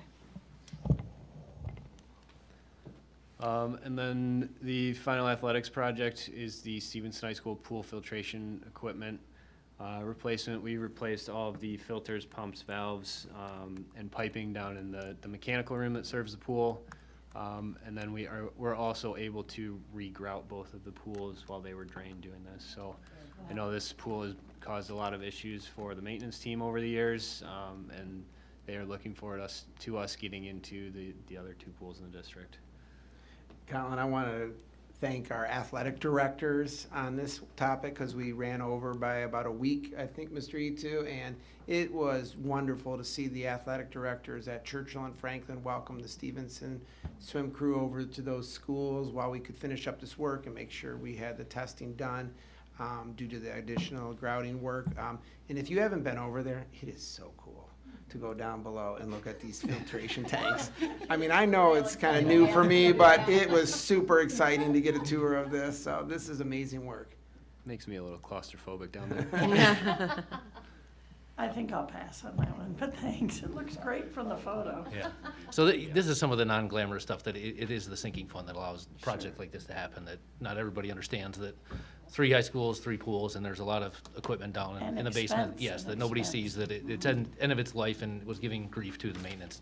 There was actually sand coming back into the pool, that the old systems were failing, no replacement parts, so this was definitely a critical item that is off their plate and helps them a lot, but not a lot of public sees the inner workings below the deck, literally below the pool, so just one project to highlight. Questions or comments on this one? And for those who, in our community who may be listening, sinking fund, as we typically refer to it as roofs, boilers, and parking lots. Those are the big 3 with sinking funds. There are other things, like the pools, but these are such large dollar items. And when you have 23 buildings, 23 schools to maintain, we just got to put them on a cycle because these things only live for so long. And we are really, really thankful to our community for approving a sinking fund so that we have these dollars that are set aside for this type of work, so that the dollars that we eventually will get for our budget, we can actually use in the classrooms for teaching our kids. These things actually absolutely have to happen, but we are very blessed to be able to have a separate funding source from our community to take care of these, so our school dollars are able to use for our kiddos. And while you're stating that, I just want to say we have a 10-year plan, and I'm thankful for that we have put that as a priority so that for our roofing, paving, parking, boilers. But boilers, I think we're pretty good on right now because we did go through that cycle. But I'm really appreciative that we have developed these 10-year facilities plans, and because that's just something that's going to be ongoing that we have to do. And continuously do.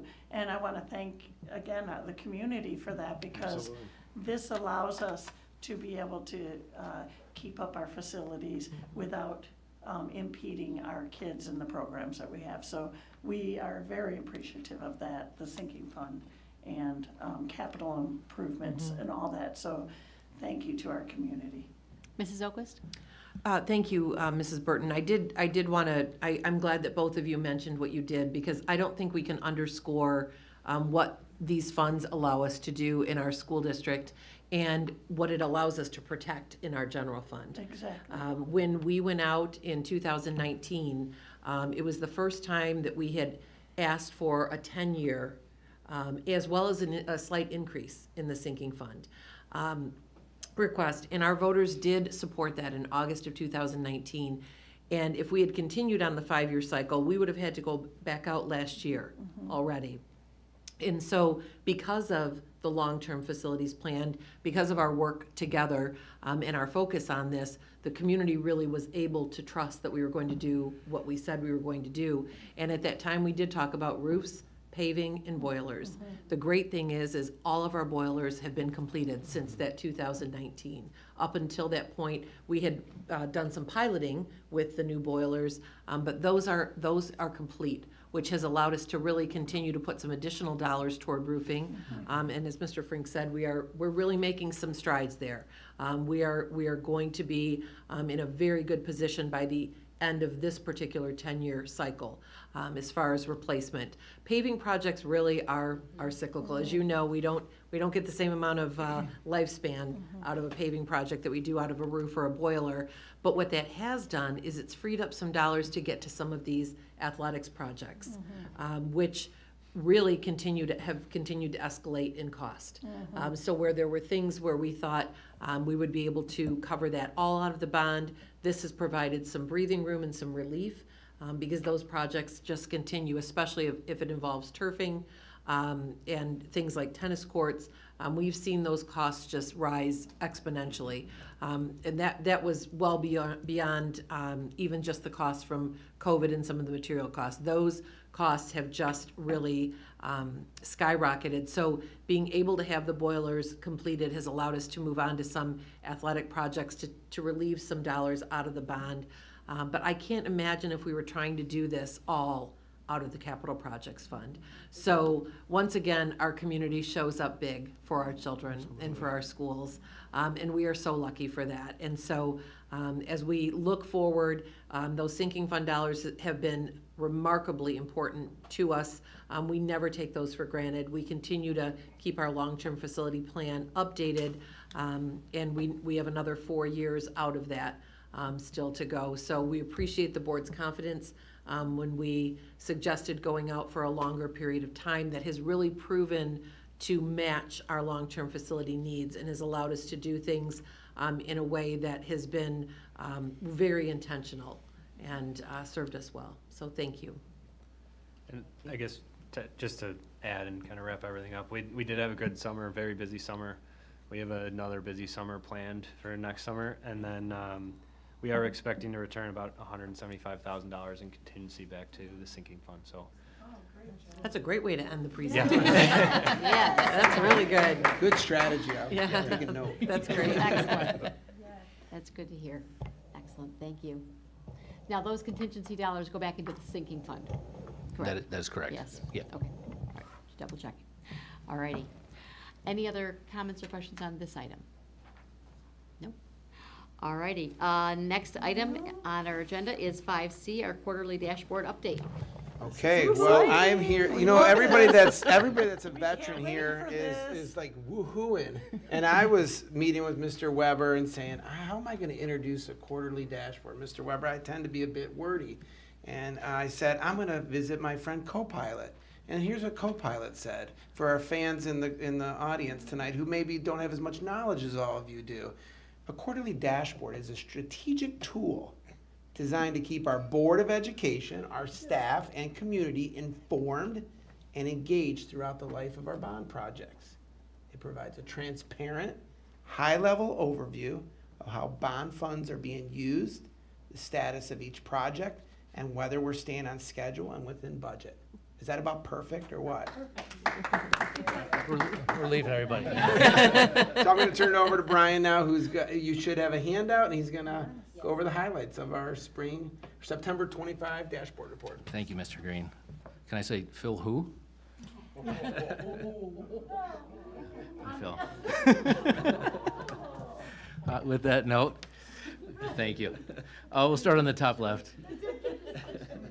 Start at the top left with our bond program goals and objectives. So this is a consistent message we've kept on the dashboard since the start of the program, just to make sure that we're keeping our eye on the prize for everything that was marketed or communicated to the community at the start of the program. So I won't go through every bullet point, but they're there for your reading. We'll shift over next to the cost summary sheet.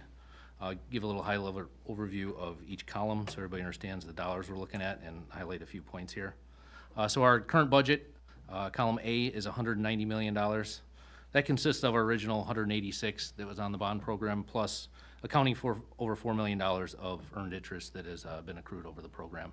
Working with Ms. Smith's department, we keep an eye on that, and also with PFM, our financial advisors. The next column is our current contracts and purchase orders. So of that budget, this is the money that's been assigned contract or assigned purchase order, fully executed that we're operating under. Total of that is $164 million, just for math, showing how many times I've been up here in the life of this program. We're about 86% committed to date. So a lot of hard work's happened in the last few years, and we're getting close to the end here. Column C is actuals paid. So those are actual dollars that were paid off of those contracts and purchase orders. Remaining cost to complete is the next column. That's just math of what remains from the current contracts and purchase order minus the actuals paid. Column E is our forecasted contracts and purchase orders. So that's something that we know work is coming. We don't have contracts yet, but we want to make sure we allocate those dollars knowing there's future projects coming down the line. Unallocated reserve, this would be leftover money that is left over once contracts are closed out. And right now, we're zeroing out, being a little conservative to make sure that we're finishing strong and allocating enough dollars for the remaining bid packages. And then our last column is our forecasted over-under. So good sign, we're at zero. We are on budget, making sure that we're staying within scope and dollars. So one box checked off for your co-pilot summary. In one note, I just want to clarify if any of you has questions. So if you go to the last row is contingency, we have $142,945 sitting there. We purposely did not put it in that allocated reserve. That we do have a couple big bid packages coming. Just trying to be conservative, depending on how those bid days go. That we don't want to look like there's $142,000 of other projects or other things we can do. So once we get those in, we can shift it over accordingly. But we just want to make sure that we're being conservative and let these last projects come through. Any questions on the first big table? Questions or comments on this? Mrs. Frank? Did you say that financing is the interest, or financing is what? The earned interest, so the $4 million, the financing is the bond closing. So each series that is sold, there's a fee associated with the closing of each series. It has actually been sold to date, but this is trailing back to June 30, so we'll capture that on the next update that those dollars have been spent, but it's a matter of the financing fees associated with the bond sale. Okay. Okay. And Thank you you. are allowed to use bond proceeds for that. Okay. Any other comments or questions on this? Okay, I'll jump down real quick to cash flow finances. So essentially, in summary, this is our bank account. Dollars that were received, it shows our $4 million to the right for a total of $190. Minus actuals paid, so all the way in the bottom right corner, you see $38 million. That's essentially what's sitting in the LPS bank account to pay future projects. And of note, we're getting close to Series 2, at the bottom row there, the $640,000, so we are almost paid out of our Series 2 and relying solely on our final series, which was sold in the spring. So once again, a lot of progress, getting close to the end here in the back third of the program. If no questions, I'll finish with critical items and phasing, just give a little high-level summary of where we're tracking for the rest of the way out here. So critical items we've kept on there, actually, since the onset of the program is we're monitoring ongoing construction costs and escalation and supply chain issues. We're not seeing anything too crazy right now. There is a little bit of inflation, but nothing that scares us, but we do continue to monitor that as everybody knows, there's news every day that could affect how we're getting parts and pieces and how much those parts and pieces will cost. And one thing we try and do there is, it's still a strong construction market. So we try to time our bid packages. You'll likely see us again in November to try and get out early when everybody's still looking for work and not booked up. So that's part of our plan, is making sure we're hitting the market at the right time. Good. Resolve any remaining classroom air conditioning issues. So knock on wood, we had minimal issues this semester. We did have that solution I think we've talked about in previous meetings, but it has been minimal calls of issues that we've experienced quite readily in the last few semesters. So everything's looking good from our air conditioning. There are a handful of items that we will address over Christmas break that have been monitored, very minor, but nothing that's impacting classrooms, but can be addressed over break. Mrs. Bradford? Well, the good news is during the previous meeting, some of the teachers, I asked them with this heat how their classrooms are doing. And they were very pleased, very happy that their rooms were cool, and they were actually wearing sweaters or, little sweaters to keep themselves cool or to keep themselves warmer. And I said, that's great. So Yes. Thank you for all the hard work you've done on the air conditioning, especially now in the fall when we have these bursts of warm weather. It can be hard on our staff and our kids in those classrooms. They get hot real fast, but now that we have the air conditioning, I just want to thank you for all the hard work you've done on that. I appreciate that. The fun part was in August when it was 40 degrees in the morning too, that the maintenance staff was wondering if they had to turn the boilers on. Yes, it always creates fun challenges with them. So the other items we're tracking is timely completion and closeout of the 2025 renovations. As noted below, Buchanan, Grant, and Johnson are all completed with full occupancy. There are punch list items, so we're trying to expedite that, and it's minor items that we work off hours or weekends just to stay out of the school's way and try and get them out of there as soon as possible. A very good summer, very strong summer, with some minor cleanup items left in those buildings. And then Churchill, the kitchen and LMC both started a little later. We started some kitchens before summer break. At Churchill, we made the decision to start at the beginning of summer due to some of the demolition and disturbances that could cause. So it's planned as scheduled to, that'll be open first week of October, I'm sorry, for the kitchen. And then the LMC, we did end up adding scope into there, and it is, I don't know if anybody's had a sneak peek of it yet, but it is quite an overhaul in that area. The intent is to have that open in early November. You don't help anyone? No? No, I don't think. No. I don't. I didn't. Oh, I was not part of that. So no, everything's going well. It was a great summer. We're tracking well on contingency and cost, and very great summer by French and Clark to get through these programs. Minimal impact. So looking ahead, we do have 3 buildings left for our final phase in 2026. We have Niji-Iro, Webster Elementary, and Garfield. Our last 3 projects that you'll be seeing us hopefully in November. I was trying to do a head count of all the buildings we've touched. Is it 19? I don't know in our district. 21, 22? 24 total. 24. So yeah, we've touched quite a bit of buildings and 3 left to go. We're in So design phase for those buildings. yes, we are in design. It's actually wrapping up. At the end of the month, we'll get our construction documents that'll go out to bid at the end of this month. So the team's already walking buildings, looking ahead and do constructability reviews and start prepping for the next bid package. So. And when are we bringing DD to the board?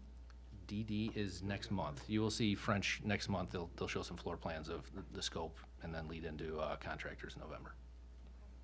Will we see photos of summer bond work next week at the board meeting? Yes, I believe Ms. Jenkins is presenting and I'm joining her. So Okay. we'll show off some of the spaces. All righty. Mrs. Frank? Are we reviewing the sinking fund update and the dashboard at the voting meeting? We are not.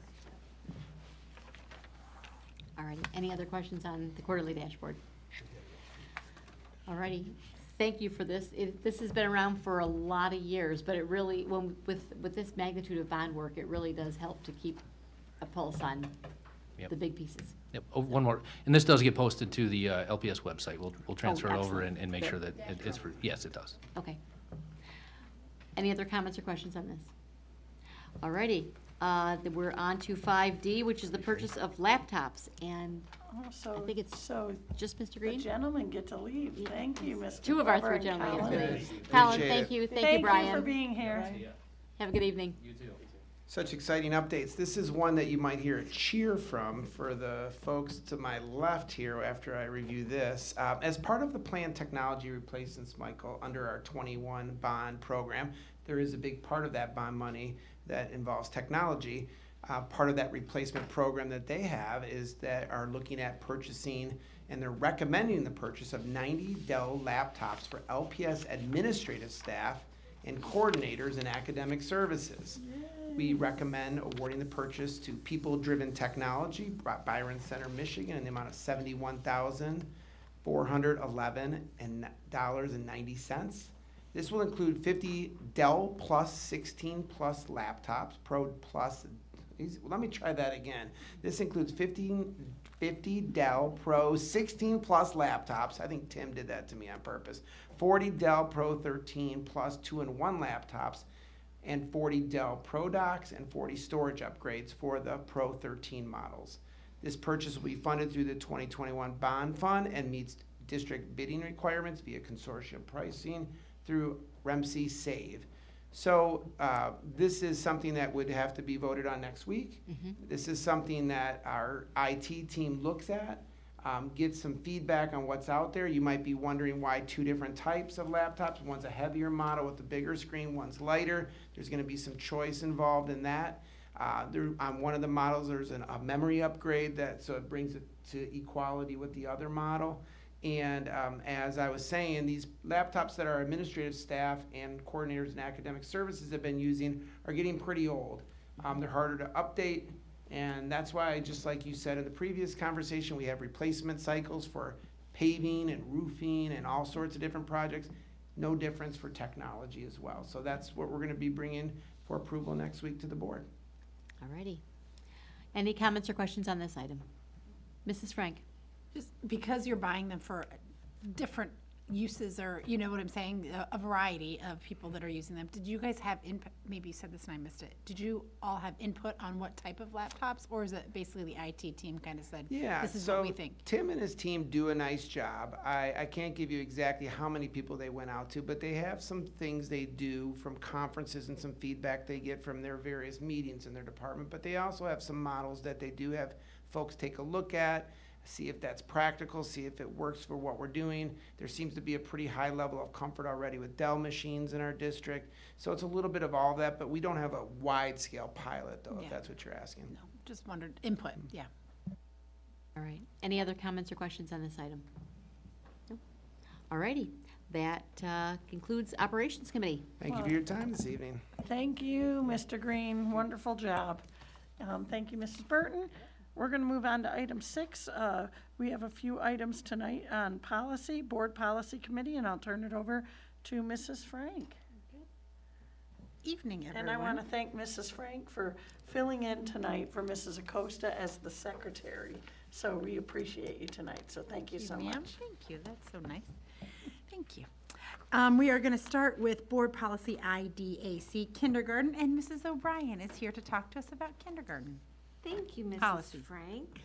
I am bringing a policy that was written in 1988 and updated in 2014, I guess reviewed, not updated.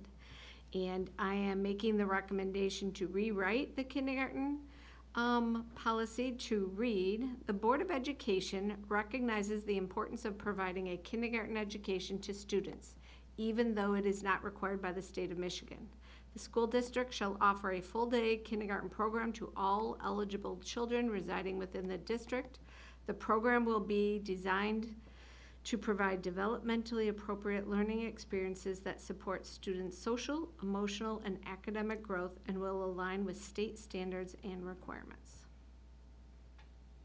Looks good. Does anybody have any comments? We talked about it in study session. Good? Okay, thank you, ma'am. We'll move on to Board Policy This will be a first reading. Yep. This will be a first reading next week. Yep. IDB, Health Education. Mrs. O'Brien. This policy also, it's from 2017, and I did make some changes to based on what we talked about last time for this policy to read. It is the position of the Board of Education establishes. Nope. I believe it should be the Board of Education establishes that the providing of consultative and preventative health services, e.g. vision screening, is generally the responsibility of county government, and that the treatment of individual children is a parental responsibility. Wayne County Health and Human Services is a resource to the school district to provide support to staff, families, and students as needed. The school district will provide health education based on content standards and expectations from the Michigan Department of Education. Good. Mrs. Burton? I do have one suggestion. When I looked at what the policy had been, the point of what or at least one point of what the policy had been was that LPS will utilize the Wayne County Department of Public Health for some of these items. And I think we kind of lost that in the rewrite. The sentence that reads as proposed, Wayne County Health and Human Services is a resource to the school district to provide support to staff, families, and students as needed. To me, that doesn't say that we will utilize Wayne County. And I think that that was the point, is saying, I mean, where The previous policy said the district will support. Expects the staff to cooperate. Exactly. I think we lost a lot of that level, and we went a little bit too far in the other direction. What I suggest, therefore, just so that we do make the point that the district will utilize this, not necessarily as the only source, but if we changed the words "to the school district" and swap that out for "that the school district will utilize," it would read, Wayne County Health and Human Services is a resource that the school district will utilize to provide support to staff, families, and students as needed. Then I think what we get by that change is we're saying we will utilize Wayne County for things such as vision screening. It doesn't mean that that's the only one that we will use. But I think that it's beneficial to say. Utilize as a resource to provide?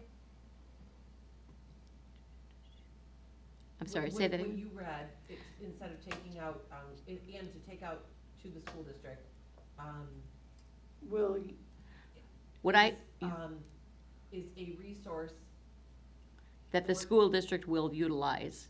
that the school district. oh yeah, is a resource that the school district will utilize To provide support. So take out the word "to," and then after school district, add "will utilize." That. It'll be Change, take it to change, that. change to that. Right. That the school is a district resource will that the utilize. School district will utilize to Right. provide You don't support. even need the that. You don't need the "that." Is That's a fine. resource. The It's a school, resource, the school district. Will utilize. Okay. I could take it or leave it with the that. Yeah. Okay. But I think the benefit of that change is, it says that the school district will utilize the services of Wayne County for things such as vision screening. It's not just that Wayne County offers it. We're saying we will utilize it. Am I keeping "as needed" at the end of that sentence? I like as needed, yep. Okay. Can I reread it? Yes. Okay. The Board of Education establishes that the providing of consultative and preventative health services, e.g. vision screening, is generally the responsibility of county government, and that the treatment of individual children is a parental responsibility. Wayne County Health and Human Services is a resource the school district will utilize to provide support to staff, families, and students as needed. The school district will provide health education based on content standards and expectations from the Michigan Department of Education. Now, you said expectations instead of expectation. Do you want it singular or plural? I would like it to be plural, Mm-hmm. I like plural, because because there are a lot of there's them. typically more than one. Mhm. And if you're gonna say content standards. Exactly. Yeah. It needs to be the same. Yep. Okay, Good. Yeah, that sounds good. good job, Yep. team. I will make those changes for next First week's reading. first reading. Okay, perfect. And then that moves us on to board policy IDDB, drug education. Mrs. O'Brien. Correct. So this is also a board policy from 1988 that was reviewed in 2014. I am suggesting we call it substance abuse education instead of drug education, and made the following changes. The Board of Education recognizes that many health problems caused by substance abuse may be reduced through a comprehensive health education program dealing with the effects of addictive substances such as nicotine, alcohol, and narcotics. The school district shall provide educational opportunities through physical education, health, and other courses at appropriate levels of schooling for learning about the physiological, hygienic, and psychological effects of substance abuse. That sounds good. Okay, fantastic. We'll put that on for first reading. Thank you, Mrs. O'Brien. That takes us to bylaws of the board, BBBC, board member expense and development opportunities. Mrs. Oquist. Thank you so much, Mrs. Frank. If you want to take a look at the revision that we have made, that we would like to bring for first reading next week, this is in regard to board member professional development opportunities. So we had discussed the desire to increase the individual amount that was included in bullet 4. So I will read any board expenditures associated with out-of-state events or travel and/or any board expense that totals $1,250 or above must be brought to a voting board meeting separate from the annual pre-approval request for approval prior to the expense being incurred. So that is in reference to the aforementioned bullet points that deal with the pre-approval items. The first two discuss the fact that all expenses need to be pre-approved. We have chosen to go ahead and do that on an annual basis. That is covered in bullet 3. And what we had discussed was when we take a look at especially the statewide conferences, or if someone were to attend a national conference, but the statewide conferences, in addition to hotel costs and mileage costs, would easily exceed $750. And so that really negates that whole idea of an annual approval. And so as we discussed it, we really took a look at if someone was going to attend the state conference, have 3 nights of hotel, meals, and mileage, that really increasing that amount to $1,250, that would be included in the pre-approval annual approval that's done each fall. And then anything above that or any out-of-state events or travel would need to come for a separate pre-approval request. So that was the amount that we had come up with.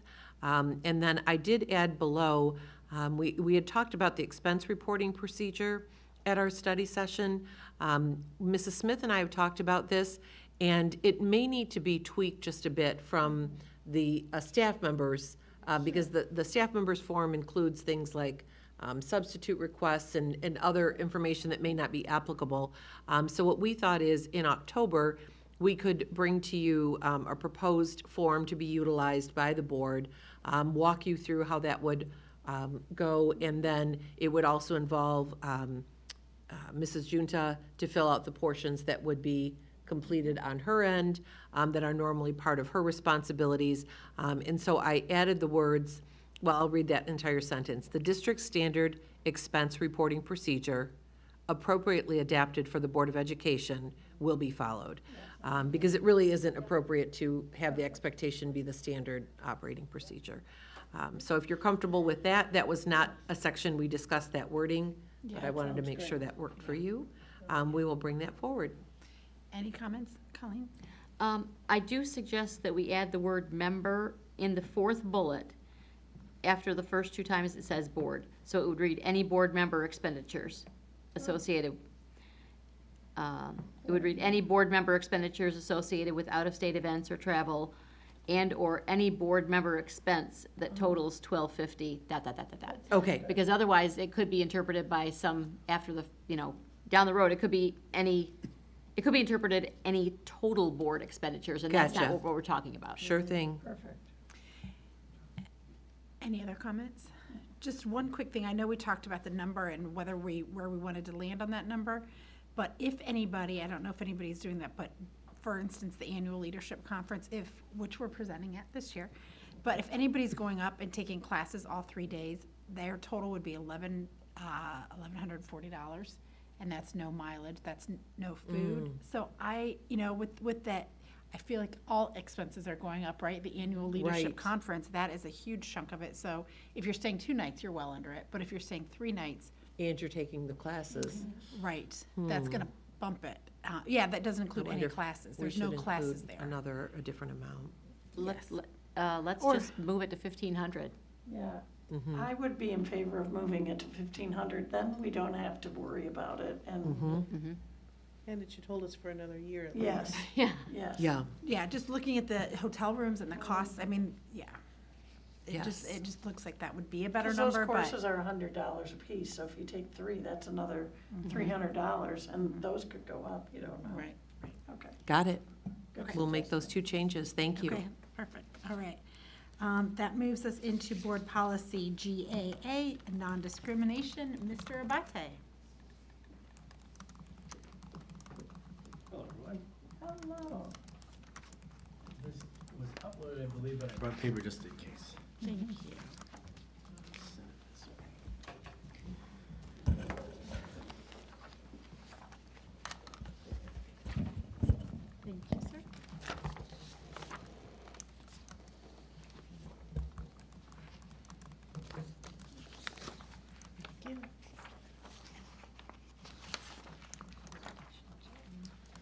All right, so this is a personnel policy, non-discrimination, which covers civil rights and Title IX. We took a walkthrough of this when last we met at the study session, and we noted a couple of items which I went ahead and adjusted. So in that first paragraph, there was a large segment of a legal reference, which you'll note I've moved to the end. So that's what the blue color would denote there. And it's just items that were already there that have been moved. So we put them in the legal reference section. The only new legal reference that was put in when our attorneys vetted this policy was the Age Discrimination and Employment Act. So that's why that is in red.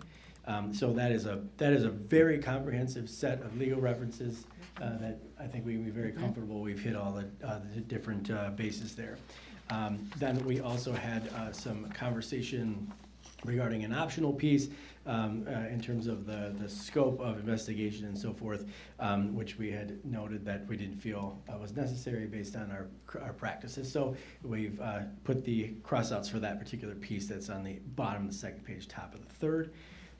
Everything else, though, remains as seen. So again, this covers civil rights complaints, Title IX complaints, investigation procedure, those types of items. Again, the crossed out items that you see on the bottom of page 1 and continue at the top of page 2, those are items that will be moved to our administrative procedures because that's really where they belong. And we're not going to lose that language. We'll just put it where it's supposed to be.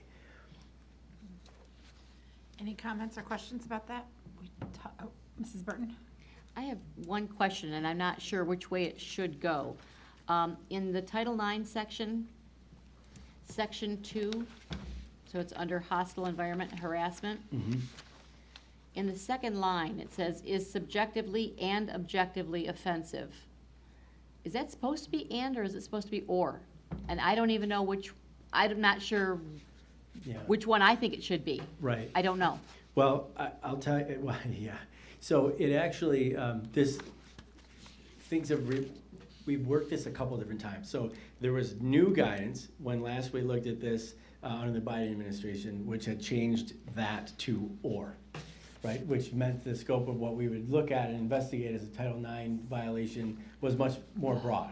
And in some ways, depending on your perception of things, could be appropriate for schools because you have a whole range of things there. However, with the new administration, they reverted the guidance back to the original or the old guidance prior to the Biden administration, which put it back to and. So now, we're clearly going to investigate anything that even broaches this category, but when you make it at an and, again, the scope of what you're looking at in terms of what might be considered a Title IX violation gets much smaller. Got it. Okay, thank you. Yeah, Understood. Just to remove any, I guess,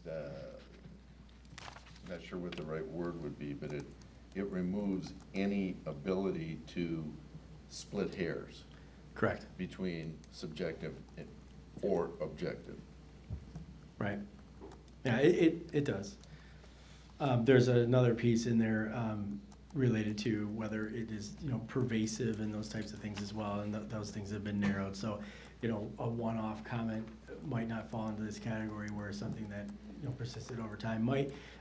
It's just, those are all things that are going to come about through investigation. But you are correct that one small change can have quite a Big change to the impact. meaning, big impact. Okay.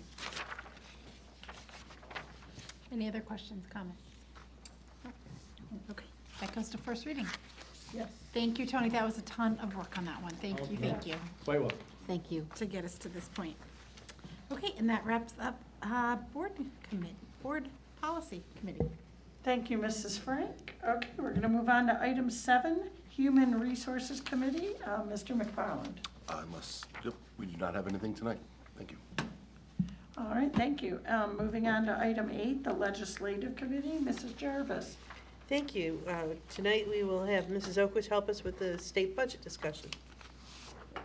And we did talk about this in the meeting before, but I just wanted to make sure that we did another recap on what's going on in case somebody didn't tune in to the special meeting. So I think this is really important. So we're going to turn it absolutely. over to Mrs. Oakwich. So I think this is really timely because just since we've been in this meeting, I won't credit the immediate action of the board, but perhaps, I did read that the governor will be speaking out on this for the first time in several months tomorrow. Good idea. And so we will get this out that first was thing in the fast. morning to be certain that it is on their radar, as well as sharing this with K-12 Alliance, which is a group of superintendents, school leaders, and advocates for public education. They have really urged school districts across the state to pass a resolution such as that you did unanimously this evening. We will be very pleased to send that up first thing in the morning to the governor, to our state House representatives, to our state senators that represent our school district, as well as Speaker Hall and Senate Majority Leader Winnie Brinks, just to bring to their attention our fervent request that they pass a budget. I would say in a timely manner, but we've passed that time. So certainly by October 1st, because again, while we discussed that our fund balance allows us to not have to borrow to meet payroll, that is not the case for a good number of districts in the state. And Mrs. Frank is absolutely correct. We were very tight on all of our budget allocations for this fall, especially as it related to human beings, which, you know, is over 90% of our budget. We did not want to really allocate dollars or make commitments to people if we did not feel we could follow that through. And with things like the safety and security dollars that were slashed by 90% in the last state budget, some of our 31A at-risk dollars, looking at bringing on either additional mental health providers, behavior interventionists, additional security personnel. While we have a really, really strong stable of folks in each of those areas, I don't want anyone listening to think that we would ever put any of those things at risk in the district. Where we've had some requests for additional support, some above and beyond support, we really have been reticent to do this school year without a budget. And quite frankly, getting one in October doesn't help us a whole lot. To put out requests to hire at this point in time, either pull someone from another district, which is detrimental to them, or really bring someone on board, perhaps who's brand new to that role. And so, you know, we know that prime hiring time is April, May, all the way through August. To then know your budget in October really does not help in regard to hiring staff members. And so that really, I'm glad you made that point, because while we are in the position to be able to float essentially the state our own, a loan of our own money in order to make payroll in August and September and potentially October, because it's really October 20th that would be the first payment. And if they have a budget by that time and can turn that around to be processed. We do know that we did make decisions about additional positions in a more conservative way this year, because we did not have any certainty with regard to the state budget. So it did impact us in that way, and we will continue to advocate strongly, not only for a budget, but to not have our budget impacted by the desire for a roads package. Yes. And we continue to see that and hear that, because school aid does have a surplus. We have plenty of places where we could utilize those dollars on behalf of children. So they have looked at the budget surplus in school aid. They have looked at essentially refinancing some of the dollars from the retirement system, which has slowly been funded appropriately, and we are really on target to have that fully funded by the mid-2030s. And any borrowing off of that would just extend that out and put that at risk, which is a poor choice. And then also taking a look at utilizing the gas tax or the sales tax in a way that takes dollars away from schools is another bit of a shell game.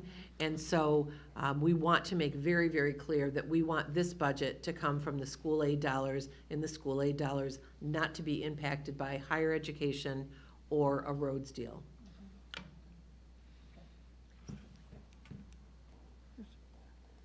Are there any questions? Lots of questions, but not. Well, Yes, none that can be answered here. Any questions for Mrs. Oquist? No, I think that's covered. All right, that is the legislative update for the evening, President Bradford. Thank you, Mrs. Jarvis. Well, how about that? It looks like we are at the end of our meeting this evening. We will welcome you to come back next Monday for our regular meeting starting at 6:30. So I hope everybody has a great evening and good night. We're adjourned.